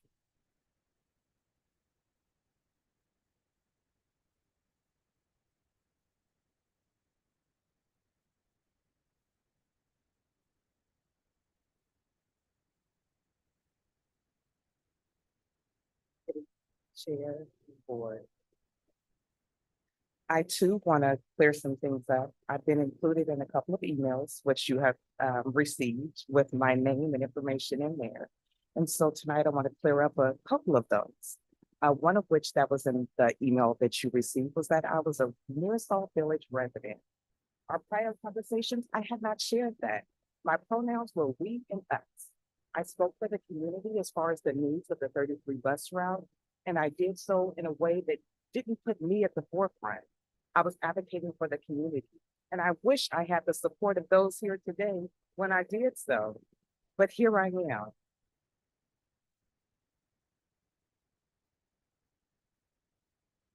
Today I speak for 50 households. I too was at the meeting on November 2nd, facilitated by Senator Ashby, and I was given a task, and I met that task.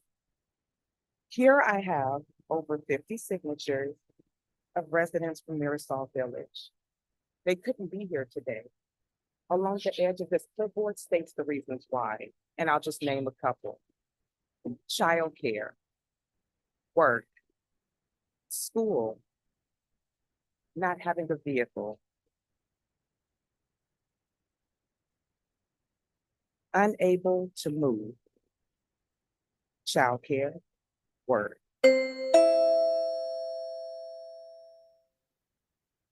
I stand here not just as a Mirasol Village resident, but a proud graduate of the Los Rios District 2013.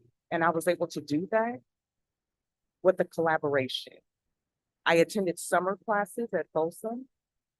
I attended summer classes at Sac City. My primary education was at the Los Rios American River. And with all of that together, I was able to obtain my degree in legal studies. But had it not been for all of those colleges, I would not have been able to do that. Can you wrap up, Mr. Yes, sir. I thought we were family and I can go beyond the time frame. Well, you don't know how I treat my family. Oh, goodness. I smiled at the last meeting. I guess I shouldn't have. I'm not going to tell you how to vote. I'm going to tell you what the benefit of your vote will do. It will provide school and education for the residents of Mirasol Village. It will provide employment opportunities for the residents of Mirasol Village. It will provide access to medical. It will provide access to grocery stores because we live in a food desert. Thank you. Thank you very much. Appreciate it. Sam Greenlee.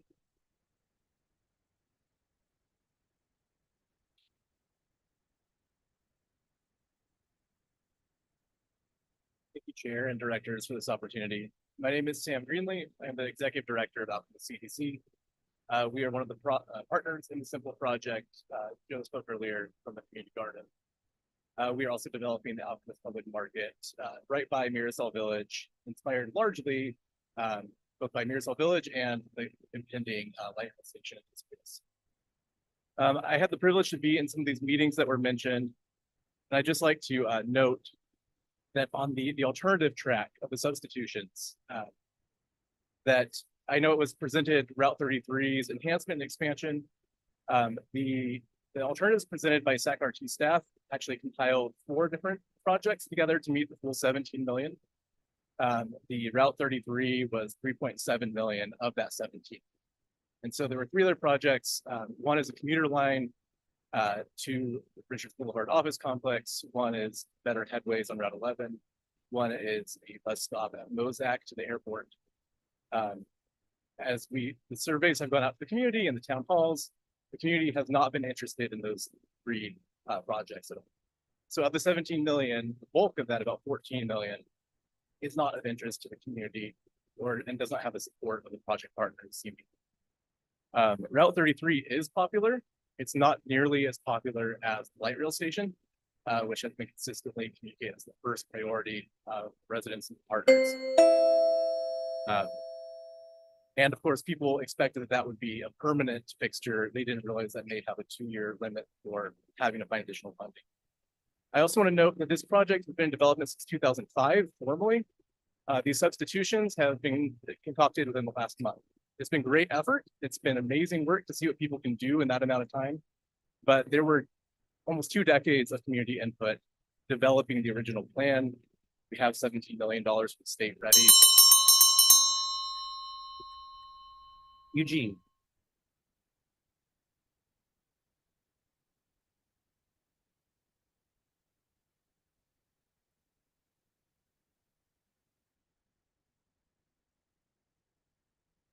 Hi, my name is Eugene. I'm a freshman, and I would like to start off by saying that I need the light rail because so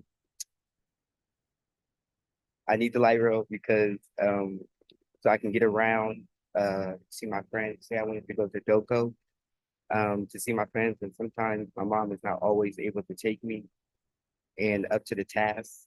And sorry to get off task, but a lot of people benefit from the light rail, like trying to go to work or trying to get a job, or so they can get a job so they can go to work. And I'm pretty sure as a young man that I am, I would like to get a job before I'm 16 and not having to depend on my mom to take me to work or and use the resources that are around me. And I would like to I wanted to say thank you for allowing me to share the benefits of having the light. Thank you. Eugene, great job. You did great. Yeah. You like your mom, you're welcome here anytime. Okay. Thank you very much. You're getting 1 minute next time. Lisa Humphrey.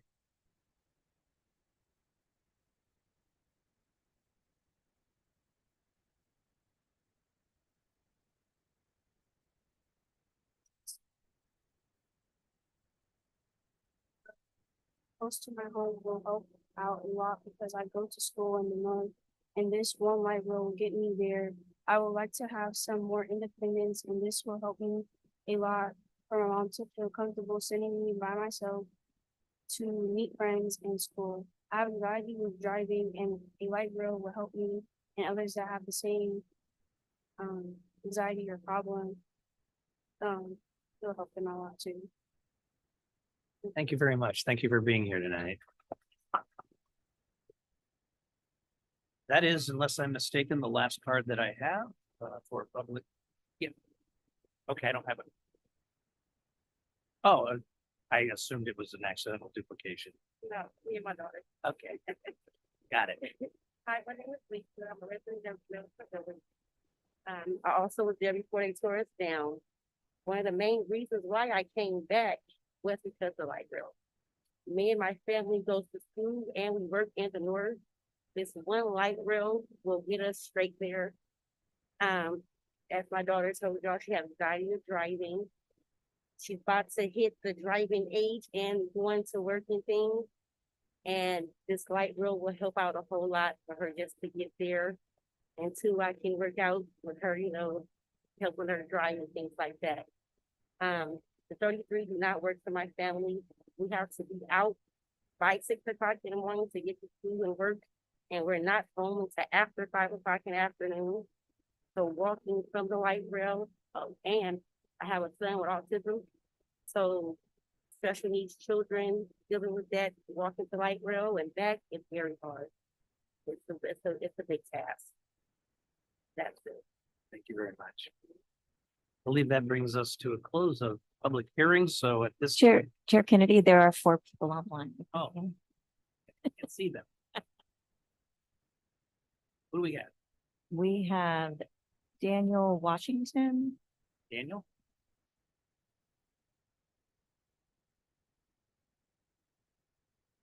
Daniel, you there? I am here. Can you hear me? We can hear you. Great, terrific. Again, my name is Daniel Washington. I'm District Director for Senator Angelique Ashby and also a downtown resident. We stand here tonight firmly behind the comments that were previously made by Executive Director Dozier regarding option 1 to build the light rail station. We also shared a support letter with the board. I hope you guys all got a chance to look at that, and we are in strong support of option 1. With all due respect to RT staff, it's important to be clear about the funding that was discussed. It's been asked several times, what will happen to the 17 million if we choose bus routes over light rail? I've heard RT staff give this board some level of assurance that the funds are not tied to a particular option. That is not true. Let me be clear. The funds are tied to option 1. Any other selection tonight jeopardizes the funding and will require legislative action by Senator Ashby. So that's essentially why I'm here tonight, to urge a vote for option 1. Thank you. Thank you very much. Next, Rick Hodgkins. Rick, welcome.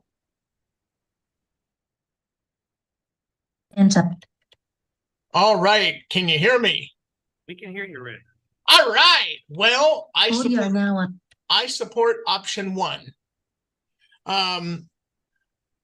And in saying so, I want to point out that the vast majority, or the people I know in that office complex on Richards Boulevard, that they usually drive to work, and even if they don't, they take light rail. I'm talking about the California Highway Patrol substation over there, as well as the Sac PD substation over there. I know that the Highway Patrol also has another office down on 9th and P, or is it 9th and R? But nevertheless, I support option 1. And I heard Laura Hams say that, it will be the tail end of 2026, particularly December of 2026, before the rest of the light rail system has been modernized and modified. Let's support option 1. It could open up. Let's support option 1. Let's find a way to fund it, and that in turn can allow us to find the funding for the rest of the system. As a handful of you are aware, Directors Kennedy and Cerna, as you are aware, as Director Hume is aware, about 8 years ago, back in 2015, that the extension of the South Line to CRC opened, and all their stations are, those last 2 stations, or however many stations were built 8 years ago, back in 2015, those are already modernized because they allow for the low floor car vehicles. So hopefully we can get it up sooner. And because I'm concerned about the dangers associated with the construction at light rail stations like Matherfield, Watnight. You can wrap up, Rick. Thank you, Rick.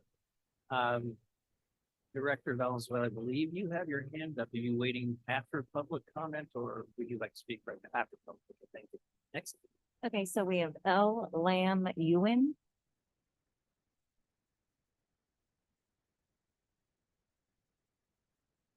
L. Lam Ewan.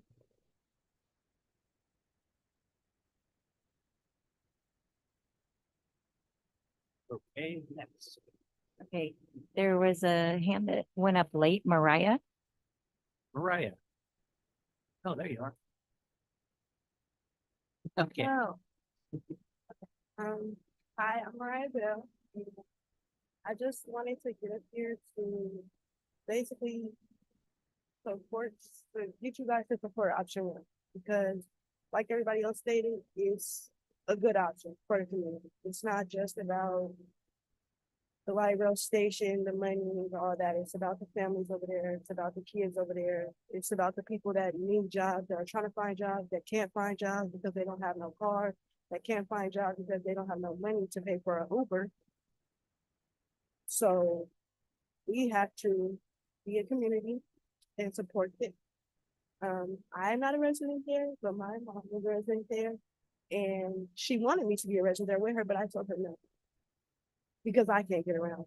I don't drive. I don't want to drive. It doesn't intrigue me. So, right. So I do support this. Like, it's a very efficient and easy way to get around. I just got a job in the state building downtown. And I got on the wrong light rail coming home.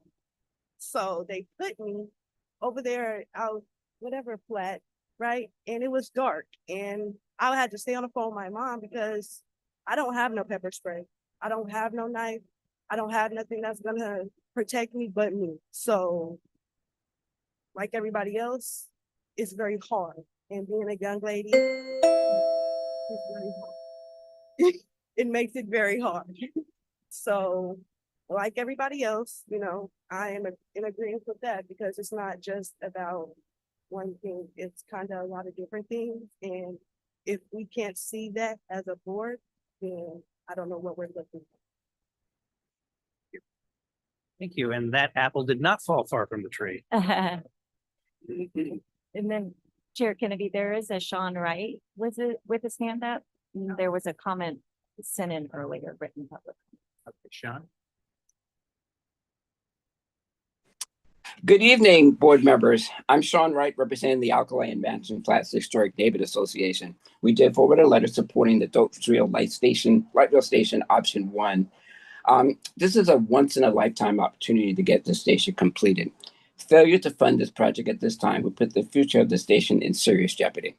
Putting this project on hold will make the station have to compete with much higher profile projects like funding for the Green Line to the airport, station at the soccer stadium in the rail yards, and many other light rail extension projects. Please live up to the decades-long commitment made to the community and deliver the Dotesville Light Rail Station this evening. It will help transform the River District into a sustainable transportation destination neighborhood. Thank you for your time. Thank you, Sean. And L. Lamb Newen has his hand back.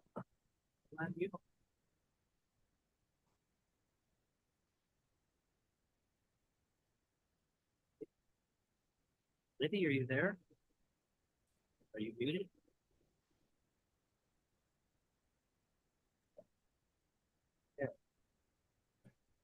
We can't hear anything from the side. Liddy, are you there? Are you talking to me, Chair? Sorry. No, we have one caller. Yeah, I don't think they're speaking. That's all. That is it. Okay, thank you very much. Then at this point, we will bring it back to the board, and Director Valenzuela has her hand. Thank you, Chair. Thank for all the comments made and for all the people who took the bus and made it down here today. I know it's not easy. I'd really like to move us to approve option 1 tonight. Thank you, Chair. We do have a motion. We have a motion and a second, but we have a lot more discussion. I'm just guessing, or questions from the board. No, it's not necessary. Just vote. Just vote. Director Valenzuela, can you mute your phone, please? That's not me, sir. That's Mr. Wright. Is there anybody, board have any questions, comments? Yes, Mr. Hume. Thank you, Chair. I appreciate all the comments from everybody that were some time to come out here tonight and weigh in on this. I don't, obviously was not involved in the origin story that was so well laid out as to how we got to this point. It's unfortunate that so much was discovered during the process that made it more expensive and made it delayed, and it got us to where we are here today. But I guess I look at two things. One, sort of the fiscal picture of what's on the table and what RT is being asked to do relative to some of the other funding partners, as well as the connectivity piece of this. And so in the original proposal, RT's commitment was $4.24 million. And now, under this current option one, that would swell to $23.44 million. And so in my math, to spend $23.44 million in order to secure $17.55 million doesn't make a lot of sense. And so I think that being what it is, I would support going forward with the option that looks like expanding the transit network that would serve not only the blue line, but also the green line. And sort of my caveat to that, to say that I am committed to this station, and I do believe it has been promised and it should be delivered, is to somehow make sure that this is the #1 priority for RT's capital projects list going forward. But for me, back to that 23.4 million to chase after 17.5 million, when you're looking at a budget of $1 billion of unfunded projects at RT level, and you have the state backing the Strategic Growth Council dangling 17.5, and then Congress, not being able to make up the difference. It seems like our larger partners are putting all of the share onto the local agency, and so I won't support it. Thank you, sir.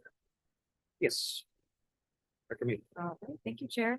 I just really first of all, I just wanted to say, I am really impressed and surprised at the number of young people that came here to speak today. I know that that's not an easy thing to do. And so to come and speak from your experience and speak in front of a crowd is really cool thing to do. And I appreciate you. And I'm really glad that you're here. And I hope this isn't your last meeting, because we do talk about a lot of other fun things as well. I also really wanted to thank you, Ms. Dozier, for giving background. I'm new to this position. And really getting the historical perspective, not just the last, year or the last several years, but really the last couple of decades, and we've been doing this work for a really long time, is helpful for me. Because when we talk about community trust, which is one of the things actually that SGC is interested in too, right? That you're going to support an option that has community support. So not just any option.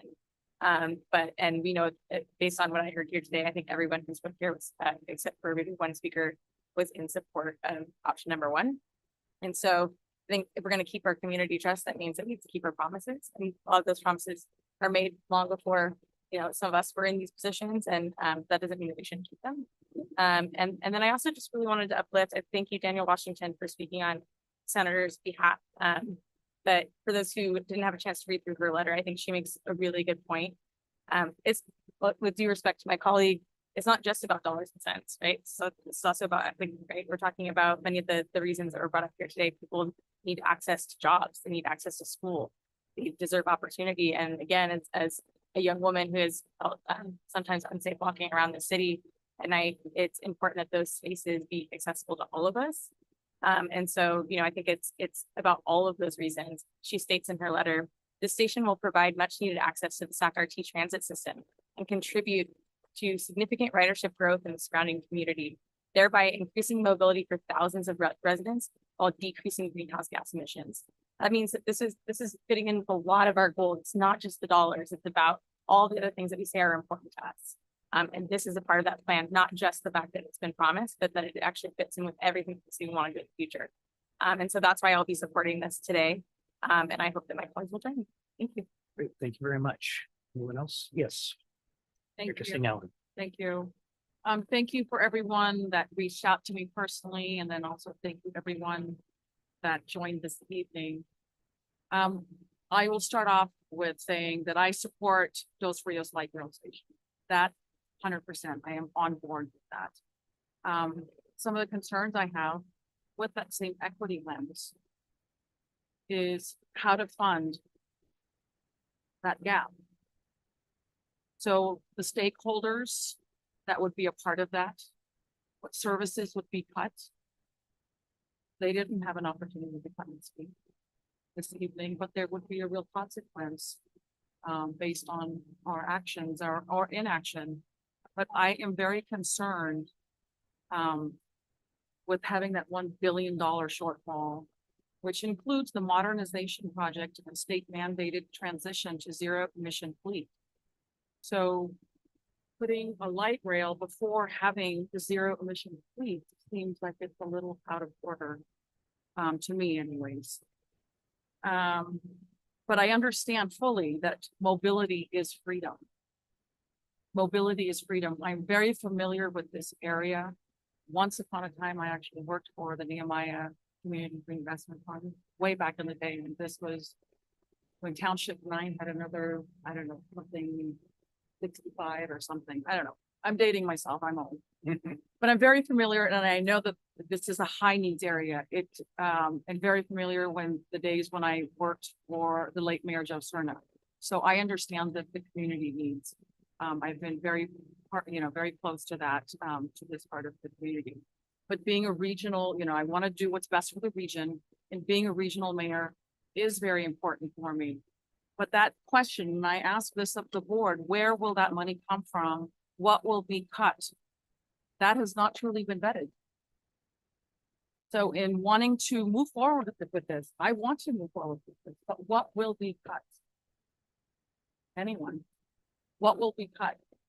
I'm not prepared to make an affirmative vote on this, not knowing what will be cut, what services, what other impacted communities, because if we're going to ask the equity question, it's all encompassing.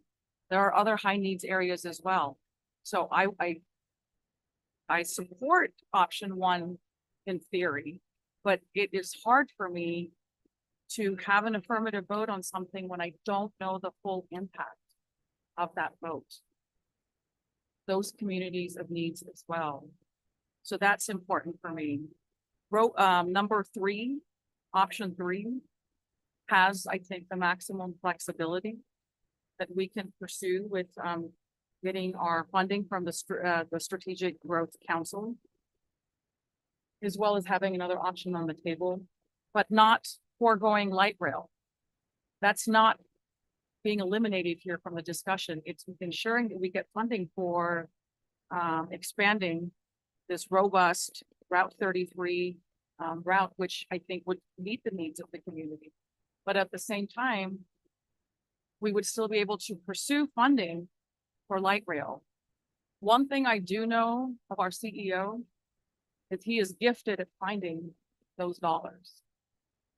We've seen that. Now, I've only been on this board under a year, but I have seen him find the money with grants. So I continue to have faith in believing that we will meet those needs, but I just can't in good conscience support something without knowing the full impact of the cuts.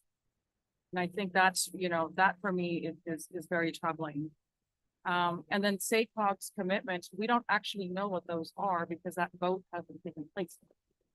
So, a lot, it's a gamble a little bit. But not knowing, where they are and how we would actually get the funding, we could be actually in a more troubling scenario, not knowing where all of the monies are coming from. So, at this point, I'm really ready to make a motion for supporting 3 as a substitute motion for consideration. I'll second. Who was that? Okay. I'm a strong proponent of process, good governance, transparency, and I just don't think this is the best way that we should pursue capital projects. This was a little messy, and there was a lot of miscommunication from many stakeholders and parties that I've talked to and reached out as part of my due diligence. And so that also becomes a part of the narrative that I just not a big fan of how this process unfolded. A lot happened over the course of 5 weeks, 6 weeks. And part of the missing component, what's being cut? I think that analysis is critical. So with that, I will close my remarks for now and reserve the right to add further comments if necessary. You always have that right. Thank you, Director Singh Allen. Director Butch. Thank you, Patrick. I will speak in support of Bobby's substitute motion. She's asked a very important question. What will be cut? But it may be the companion to that question is what will happen? You don't go anywhere in Rancho Cordova without encountering the light rail. You always have to wait somewhere to have light rail go by. And it has been a very long time, as staff well knows, since there's really been much of anything except 2- and 3-car trains running even during commute hours. When we don't go on and purchase the new vehicles, I mean, it doesn't do us any good to build a station if we don't have enough light rail vehicles to stop there. And, you know, there's no question that this board has supported both the Dos Rios station and the Horn Road station for a very long time. I mean, Horn Road goes back to the beginning of light rail in the 80s, as you know. And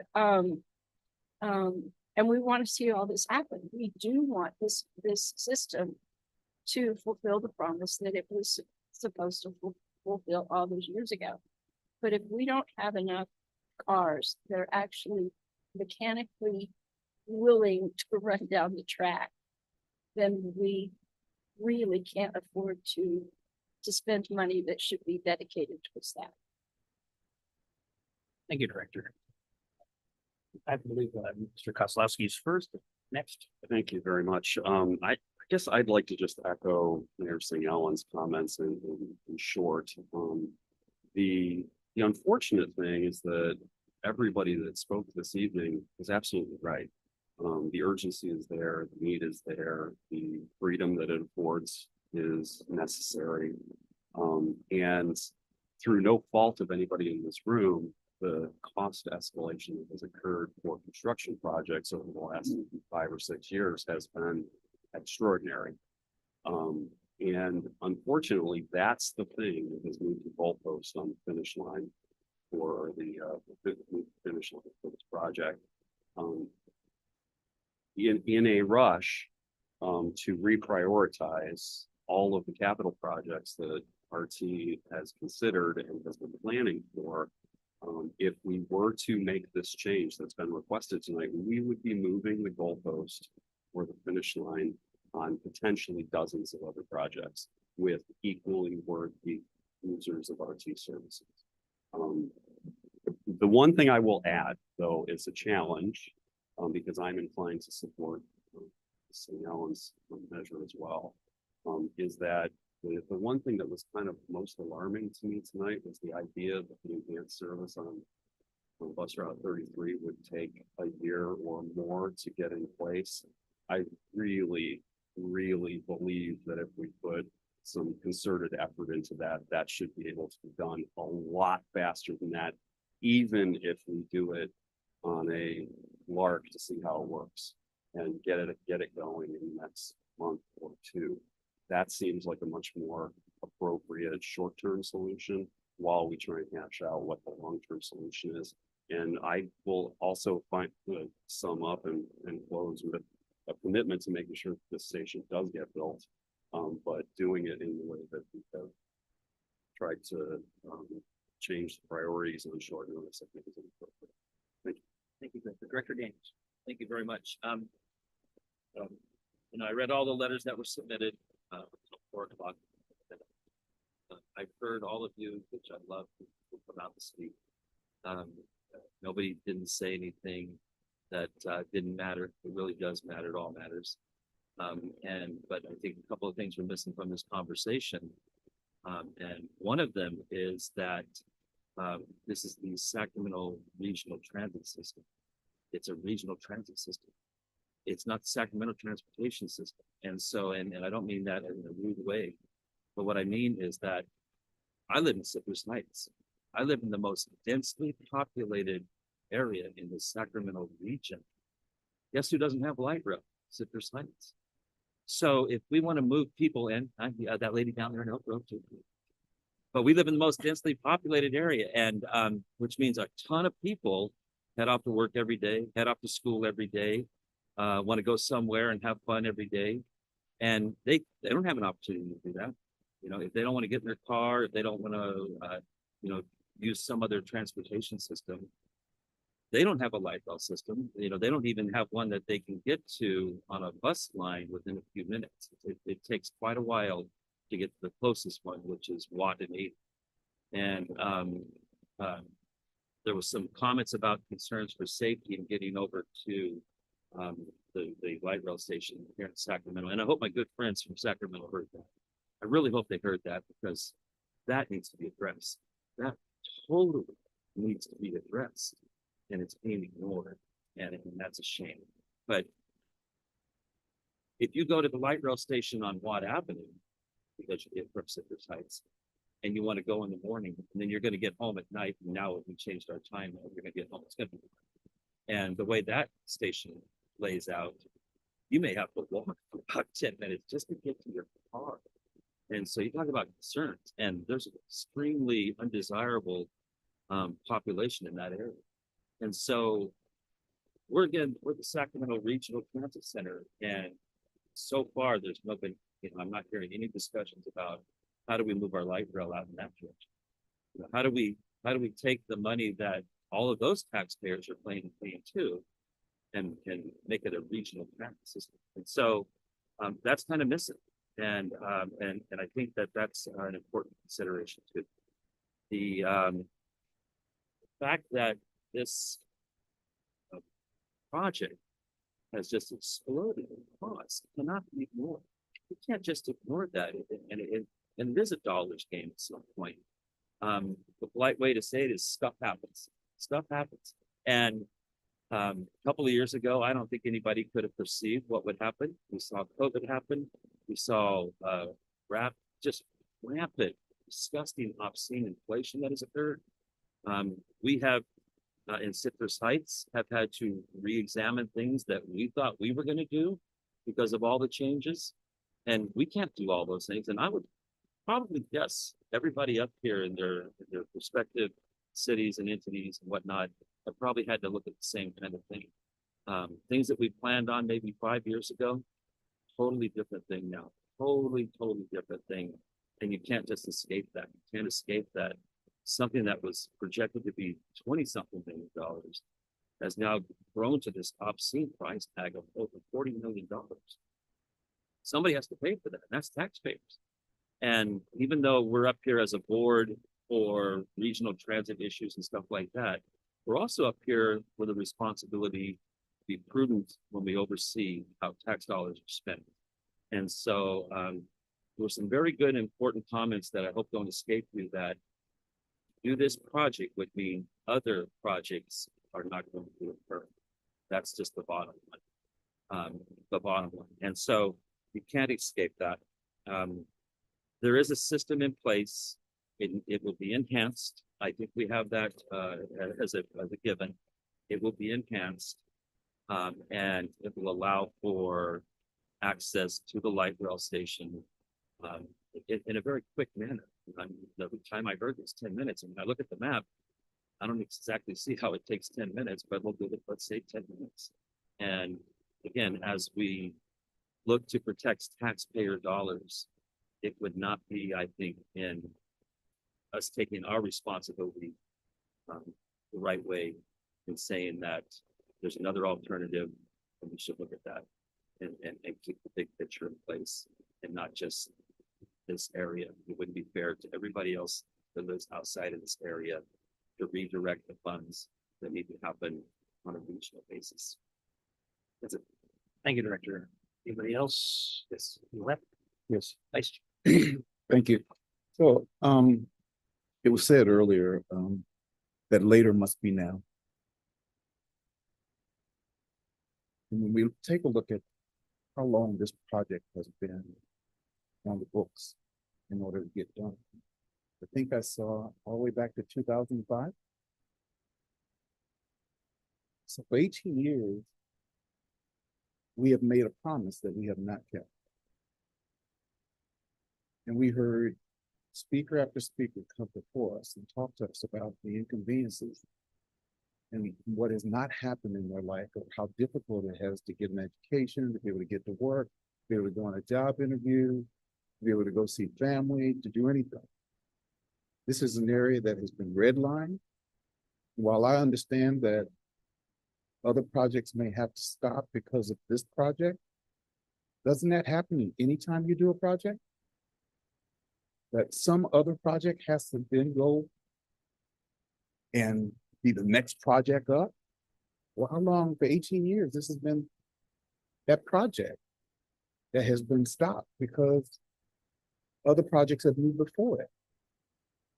And this community is a transit-oriented development that we have designed specifically in order to address the needs of that community that was written. So I just think we have to really stop and say, we got to do this now. This has to be now.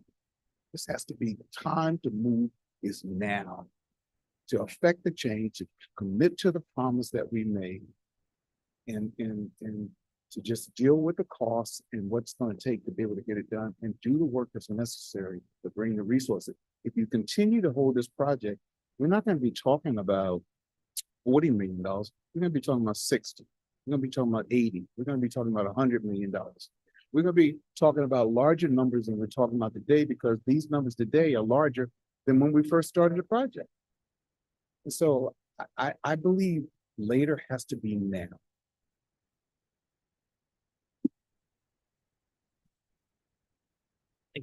Thank you, Vice Chair. And yes, Director Maloney. Yeah, are you? I'm not, so that's why I asked. So, just, first of all, I want to thank everyone who took the time out of their busy schedule to be here and make some wonderful comments. But the number one concern that I've heard from every individual resident in that area is public safety. And, I just want to be very transparent with you. Whether the light rail or first option or the third option, that's not going to help anyone with the public safety. Public safety is something that you have to make that demand from us, the council members of the city. And until we can figure out how to create that public safety, I assure you, light rail is not going to provide that. So I want to, I that represent, I'm a council member of City of Sacramento, so I owe you an apology that you're asking for this purely because it's not safe to walk. That's a shame. I have very mixed feelings about this. I do represent a district that has been overlooked for 30 years. Promises have been made and nothing has been made. When I hear that, well, this is a project we might not get to it now, but we get to it later. With all due respect to all my colleagues here, history has proven to the residents in certain areas that promises are made by elected officials, but they're never kept. Which is, again, my apologies, but that's the history of what we've been dealing with. But I'm also very concerned that what are we cutting if we support option one? And we haven't had a solid answer to that. Number two, regarding this funding, so far I've heard that if we go with option three, we can use the fund. In fact, we can come back and add to this fund and maybe exercise option one. Maybe. And I also have heard that if we don't use it for option one, that funding is completely gone and we can't use it for anything else. Do we have any definite answer on this? Is if we use this funding for option three, and then with the trust that I have in our CEO and how he finds money, if we use this funding for option three, and let's say in 3 or 4 months, CEO can really find another 20 million, can we divert that? Or no, it's late, because again, I'm so far today, I've heard absolutely not. This is what, if it's not used for option one, then the $17.5 million is gone and it cannot be used for anything else. I've also heard that no, if we go with option three, 17.5 can be used for option three and ultimately can be scheduled for option one if we can find that. Can you kind of clarify that for me? So Sacramento is the subrecipient, as they journey on this project. Let's say, to preface this, we're not having direct communication with SGC primarily on the substitute project, but from what we've read in the letters that have been transmitted, SGC is requesting the substitute project. So it could be presumed that they fully intend to go forward with the substitute project in good faith, should we meet all their criteria. We don't, again, we don't have 100% certainty, but they have requested it and we have begun. Would SHR be able to give us a little more of a definite answer to that since Maria Johnson with SHRA. So grant funds are specifically now per the contractual agreement for the light rail station. It includes the $17 million from the SGC Transformative Climate Communities, as well as another $940,000 through the Affordable Housing and Sustainable Communities. So it's actually almost $19 million altogether. Those funds are specifically, again, per contract for the light rail station. Because the state wants to support our community and they understand that the light rail station may be at risk. They have offered us the option of proposing alternates. The alternates, as many have said, must be community supported. To date, through a series of over a dozen community meetings, seems like the Route 33 expansion is the preferred alternate. That alternate would not use up the $19 million. We don't know the exact cost, but it's more in the $4 to $5 million range. The alternate, we can't have our cake and eat it too. If we move forward with the alternate, we would not be able to then change our mind and say, oh, just kidding, we want to go back to the original plan. So it's the Fisher cut bait moment, whether or not we're going to move with option one or not. Does that answer the question? So technically, an option three is up in the air. If we go with the bus route, we might get a portion of this funding, but ultimately not the rest of it. Well, I'm basing when I'm saying the 4 million, that's based on Sacramento staff saying how much the agency believes the cost of the new bus and the service would cost, and that's where the more. But anything beyond what the RT staff has shared with us, anything beyond that number will not be able to be used for it. We are still working to identify how we could use the funds. We've talked about bicycle sharing programs. We talked a lot about providing transit passes throughout the neighborhood. So that would be a way to increase ridership. So we're looking at multiple options on how we could try to identify projects that the community supports that would in fact reach the 17 million, but we have not achieved that yet. And thank you. Then now you've made it even more complicated, right? So there's so many unknowns with this project. And then my other question is, considering we have approximately $1 billion, on both as well as service, would $10 million create that much of a consequences regarding the $1 billion in overdue services? The primary issue that we were trying to raise regarding our ability to leverage those funds, right? That we have other projects that would be very competitive. Not that this project wouldn't, but we have other projects that would be very competitive where we could use that as a match to go after another grant and potentially complete other projects. Whereas with this, we are filling a gap on this project and don't have any ability to go after additional grants to get because of the timeline. So that would jeopardize future grants for us if this $10 million is added to this project. That's correct. And perhaps I should just clarify the $5 million worth of projects versus $17 million worth of projects. The original package that we put forth included improvements to the Route 33. It also included improvements to Route 11, increasing headway and hours and span on Route 11, Route 142, and 3 commuter routes serving the area. Thus far, based on the outreach that we've been able to do so far in this kind of compressed time period, the Route 33 was the most popular. So I think that's kind of why that's being plucked out as $5 million of the full funding package. I think we are being afforded the opportunity by SGC to continue. And just to make sure, the new route, the option 3, will be in operation from 6:30 in the morning, 7 in the morning, Yeah, 5 a.m. to 9 p.m. 9 p.m. and that's 7 days a week. And these are electric buses. That's 40-foot buses. I know there was a lot of discussion about capacity on routes. We're proposing to increase that to a full-size vehicle. And they're all ADA. That's correct. Low floor. Thank you for that. I like to, Oh, no, you're done. I like to reserve my rights. I just wanted to add one thing about the leveraging, to be clear about that. So when we're talking about leveraging, usually the match is about 20%. So 10 million, another 40 million. For leveraging. Thank you very much. I feel like to reserve. Director Maple. Thank you, Chair.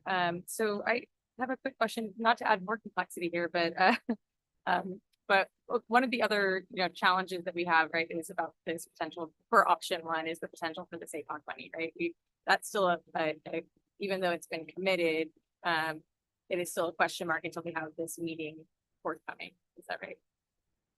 SACOG has indicated that the request would be approved, but yes, the SACOG board does need to approve it in mid-December.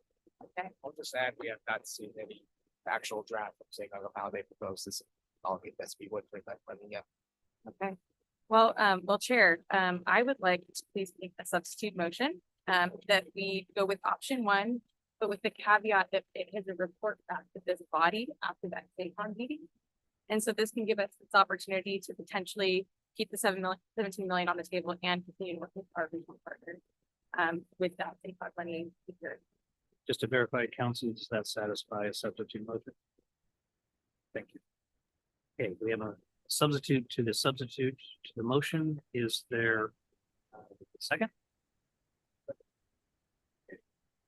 Motion and a second on that substitute motion. Who is the second? It was Vice Chair Jennings. Okay, anybody else? Okay, I've got a few comments I'd like to make.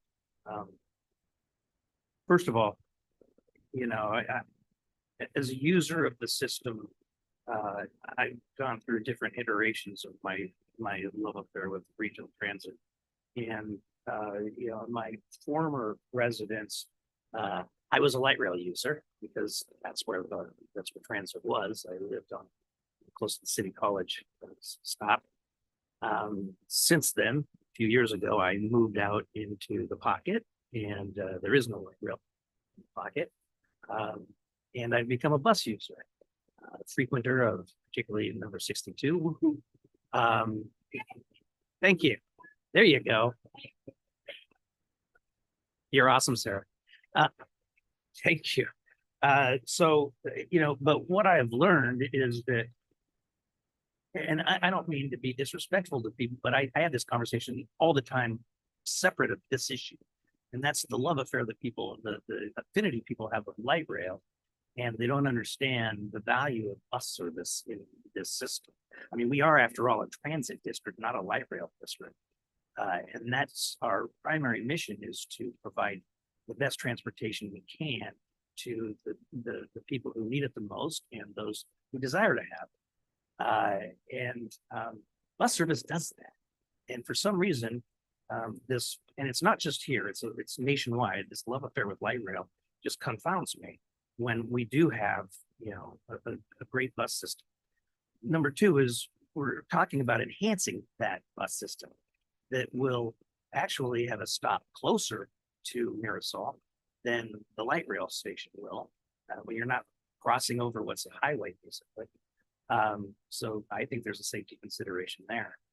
And you know, I've heard some comments today. We need to provide mobility and transit options. Mr. Strecker, you're absolutely right. And I think bus service provides an option that actually gets people to where you don't get on and say, okay, I'm either going to go to Watt Avenue or downtown. But with the 33 expansion that we're talking about, I believe that we provide options to people that they currently don't have and wouldn't have without that expanded service, including the fact that it does connect, if should you want to ride light rail, to both the blue line and the green line.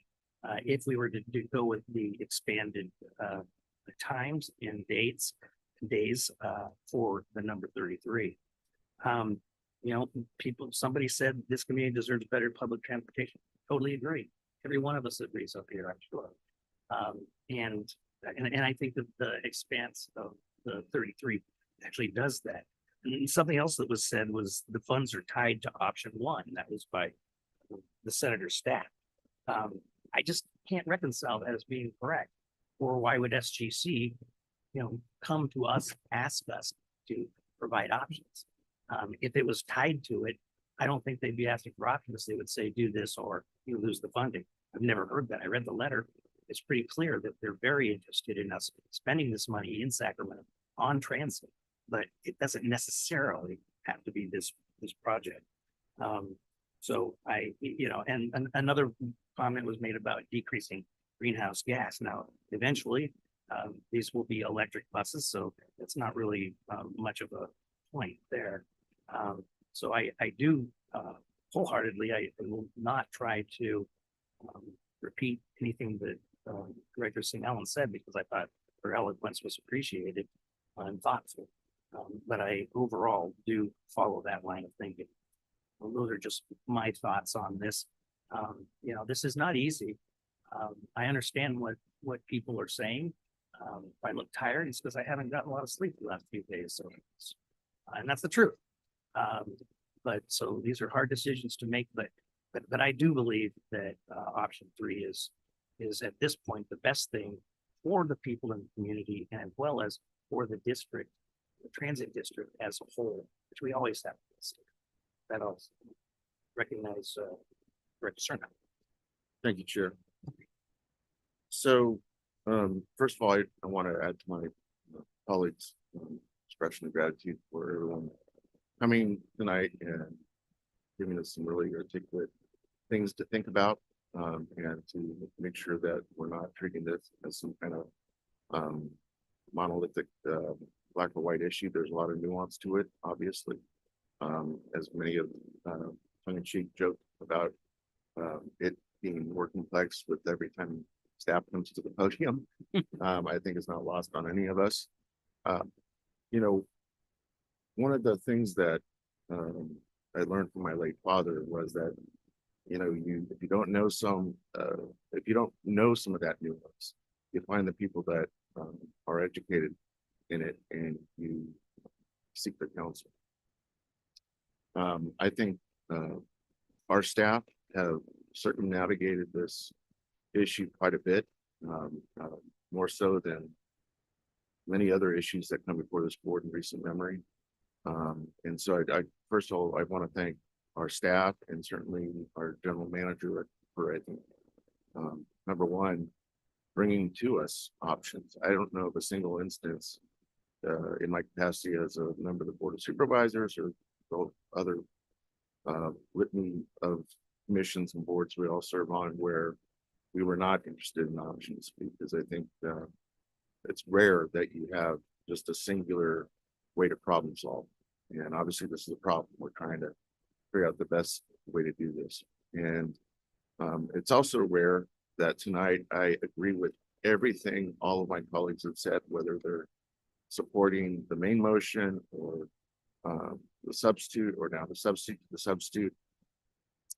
All of their comments, contributions, critical thinking is not lost here.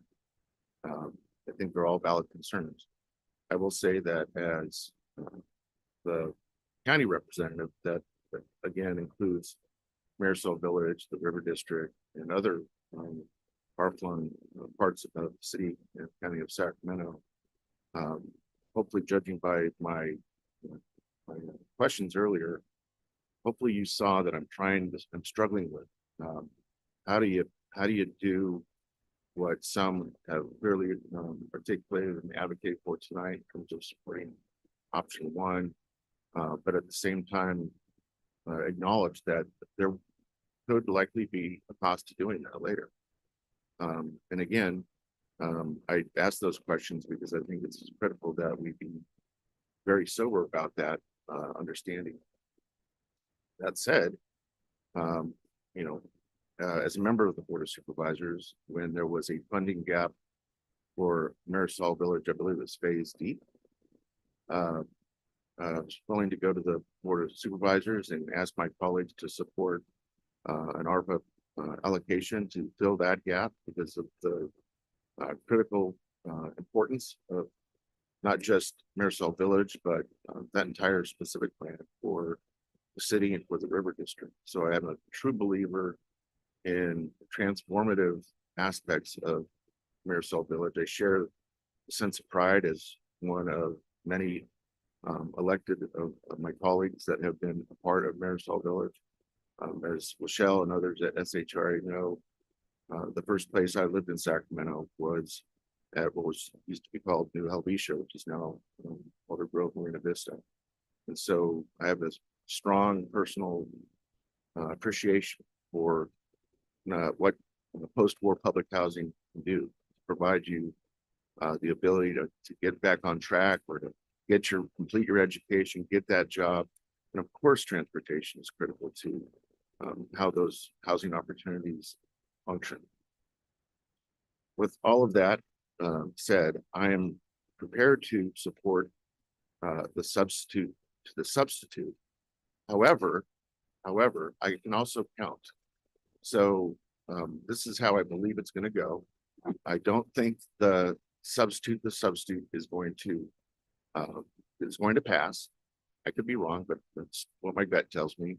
And it would be my hope that when we come back to entertaining the first substitute motion, that even those that have been fiercely supportive of option one at this dais could find it in themselves to realize that I think it's important for us to speak with one voice as a board to move forward with preserving the ability to continue seeking the funding for a light rail station and to pursue what I totally agree with in terms of what the chair mentioned, the importance of bus service is in terms of an appropriate alternative. So that's my 2 cents, and look forward to the vote.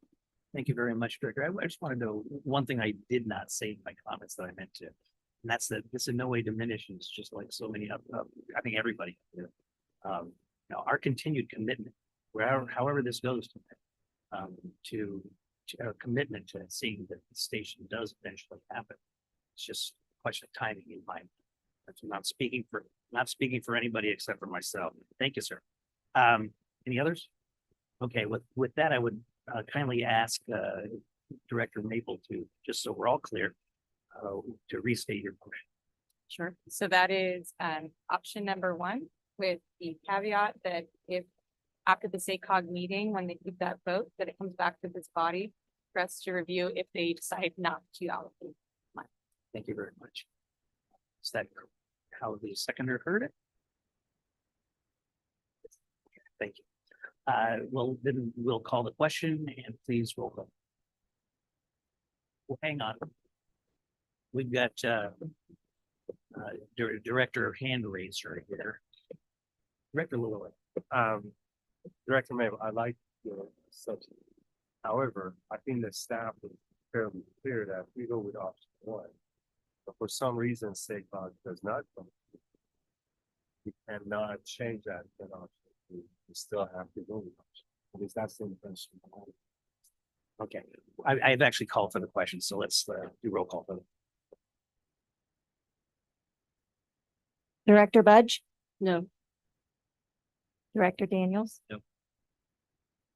Director Hume. Director Jennings, Yes. Director Kozlowski. Director Malloy. Yep. Director Maple. Yes. Director Cerna. Aye. Director Sing Allen. No. Director Valenzuela Yes. and Chair Kennedy. No. The motion fails. Okay, that takes us to our substitute motion. Director Sing Allen, would you please restate your vote? Move forward with the substitute project, which includes the implementation of robust bus service, including augmentation of Route 33 and potentially other routes in the project area with zero emission, frequent service, while continuing to pursue new grant funding for the station in the future. Which is option number 3. Thank you very much. Would you please roll call vote? Director Budge. Yes. Director Daniels. Aye. Director Hume. Aye. Director Jennings. Director Kozlowski. Aye. Director Malloy. Aye. Director Maple. No. Director Cerna. Aye. Director Sing Allen. Aye. Director Valenzuela No. and Chair Kennedy. Aye. Motion passes with 9 votes. Thank you all for being here. Mr. Chair, Mr. Lee. can I just, excuse me, I have been, not feeling good in the last, couple weeks. My staff worked very hard and I just want to thank them. And also I want to thank all community members. And I want to make very clear, I made the commitment, subject to board approval in the Senate's meeting, try to, support option 1. I want to make that, clear because this community is, heavily disadvantaged community. I talked to Congresswoman. Normally we ask her to like earmark projects, but this year we just ask this one, and she gracious with that.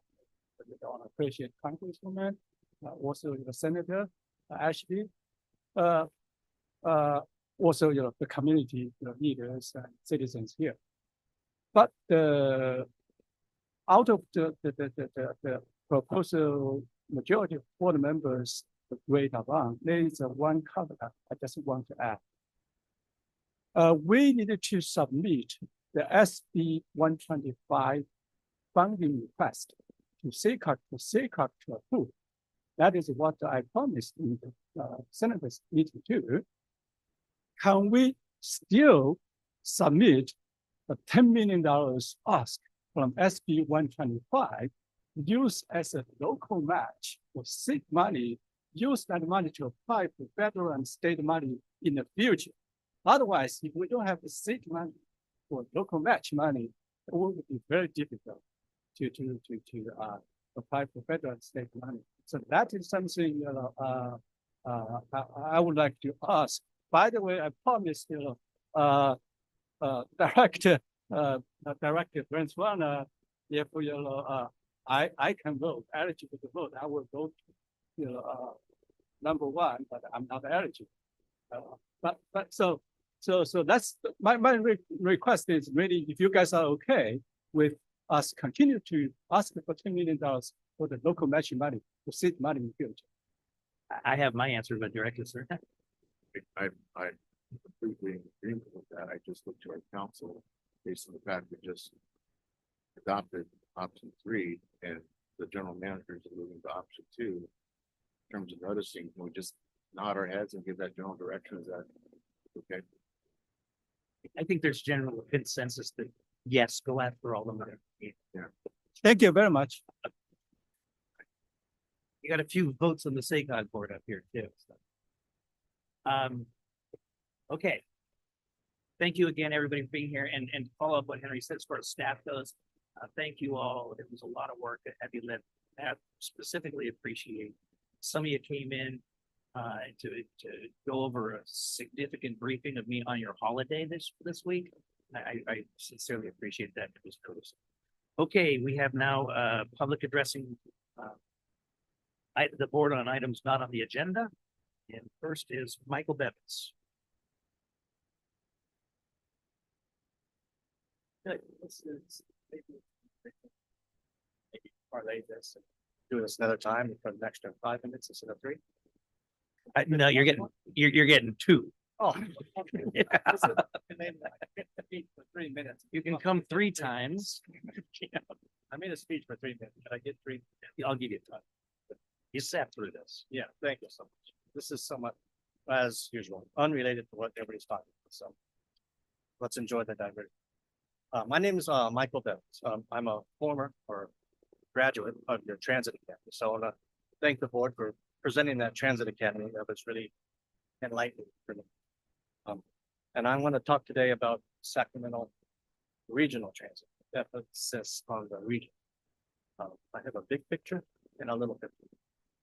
Big picture is, let's use our existing travel lanes, our travel network, to better connect our communities on the edges of our region by adding transit options that cross the region from one end to the other. Similar, Can we roll the clock, please? Thank you. similar to our existing light rail system, but avoid the downtown area. We should create new spines or trunks or corridors that bisect our region, north and south, and east and west, with either a bus service or a train service. I'm thinking north-south could be Watt Avenue, all the way to the east-west could be A Avenue or Greenback. The Watt Avenue corridor will provide, and so will the other corridor, a more reliable, faster commute with a few stops along the way, along major transfer points.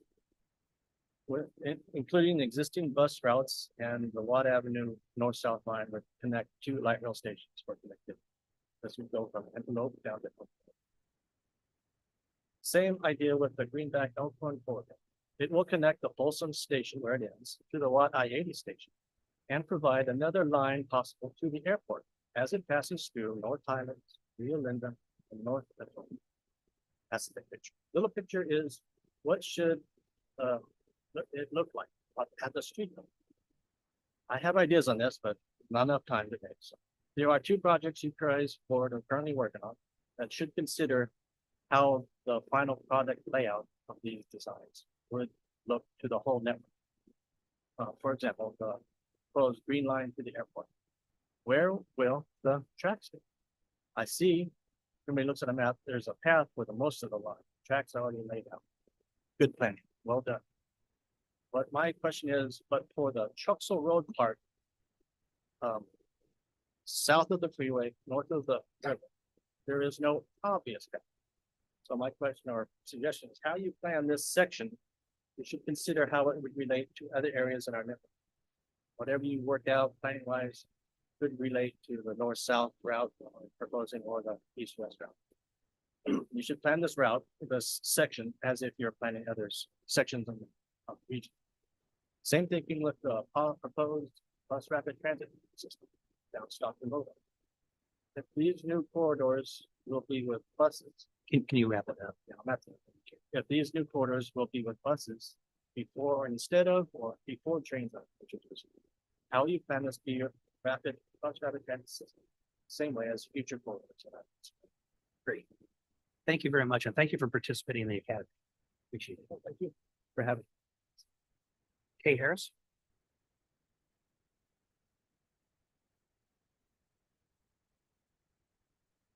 Thank you. We hope so. Chair Kennedy, we're having trouble with the timer too, so I'll just beep. Just throw something Don't, at me. Yes. don't worry about it. We're family. Yeah. Here I am again. Because when you put me on the spot, I really didn't know this whole plan was. But I still appreciate you all. I just wanted to say again, thank you. There was a community dental event on last week. And our team partnered and provided free bus service to the event for anyone that wanted to attend. So you all do amazing things. I know you have to make hard decisions and everyone will not be pleased with that, but there's so many good things in between that we are grateful for. And so I do want to share that with you. Yeah. Thank you. Thank you. That's my auntie. All right, I take it Jeffrey Tardigui is not here. I do not see him. He is online. Oh, he is on. How did you get home so quickly? You must have taken one of our buses. Jeffrey. Yes, I did. Unfortunately, because of the concert down there of the Kings, it was diverted. So anyway, I did end up in the Sac Valley. But for my 2-minute comment, the first one I will offer to the board is you've dealt with one situation and why did it take this long to realize the 33 needed to be enhanced? The second thing I'm going to tell you about that is you've got in the future Broadway. You've not done enough planning and concern with that, both for dealing with bus stops as well as the construction. Last week, it blocked both sides of the street, and you have sections that until the operator got on it, you didn't know that, in fact, bus stops were unavailable to ride on it. Third thing I will ask is, I believe if you check with Deborah, we have nearly 100 of the Transit Academy available and have gone through. That is good, and I appreciate the fact that we brought up that concept many years ago, that it bore some fruit, and you have now close to 100 people that understand more about RT's transit service, what it needs, and can maybe advocate better for what it does need to have in the future. I understand from Henry why the grasp of we need more money. At the same time, we can see here the end results. And again, I will offer with more public comment, you have a better decision to be made. Tonight was another example of it. You don't do enough of those. You should next year plan for at least 2 or 3 workshops to bring public involved with this board so they know the common concerns and other directions that need to happen. I don't know the timing of it, but I am also going to turn around and chastise you, Mr. Chairperson, because you have changed policy limiting public comment and limiting public statements. Because how in the world you have to wait for another month to find out what was last made at the last meeting of public comment if it is written, not stated in the meeting. You also changed again the order, not at the beginning. And if you're telling me my time's up, my time is up. But board, again, I will say you need to do a better job. Thank you. Thank you, Jeffrey. I'll try to get better. That takes us to item number 8. Are we going to have a wonderful night? Oh, bless you, sir. Chair Kennedy, Director Valenzuela has been named. Oh. Director Valenzuela. Director Valenzuela.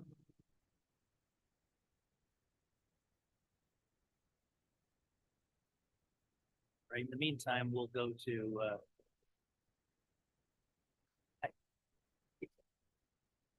I believe that Director Malloy hasn't spoken this evening. Go ahead. Thank you, Chair. Finally.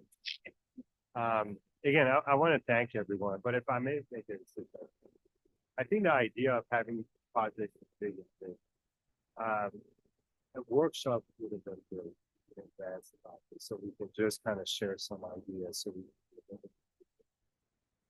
So again, I think the staff did a phenomenal job, but a workshop about this topic a few months ago, knowing all the founders would have been great. Thank you. I absolutely, agree with that. The whole issue come up is because with normally we always get extensions on grants, but this time because of state limitation, budget limitation, we could not get extension. I did not say when everybody for here. We applied for the $21 million TRCP funding this early year.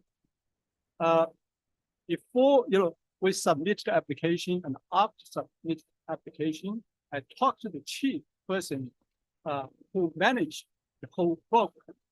He said he's going to try his best to make this happen, to award to us. But later on, after they did not award to us, he and I sat down together again. He said the evaluation team was very interested in this project. However, they focus on state of good repair and urgent maintenance needs. but he said next year, please apply again. So it's really about the timing. This is a very unique situation.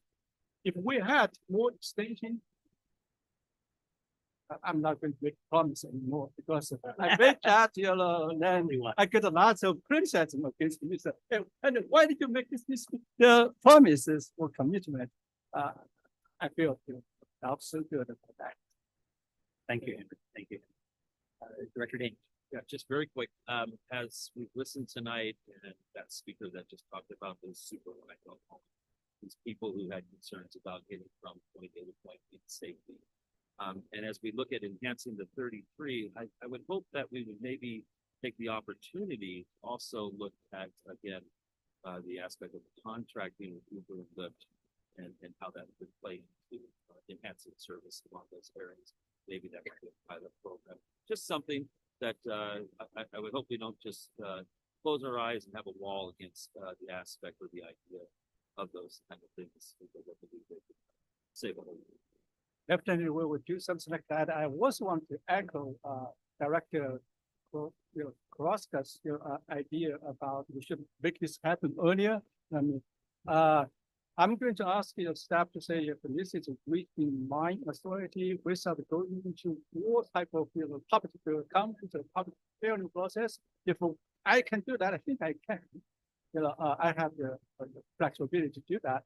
We can make that happen in less than 6 months. Great. Good. No, yes, I mean, Okay. With that, I want to thank everybody. Everybody was courteous and professional and much appreciated. I would expect nothing else. And we're adjourned.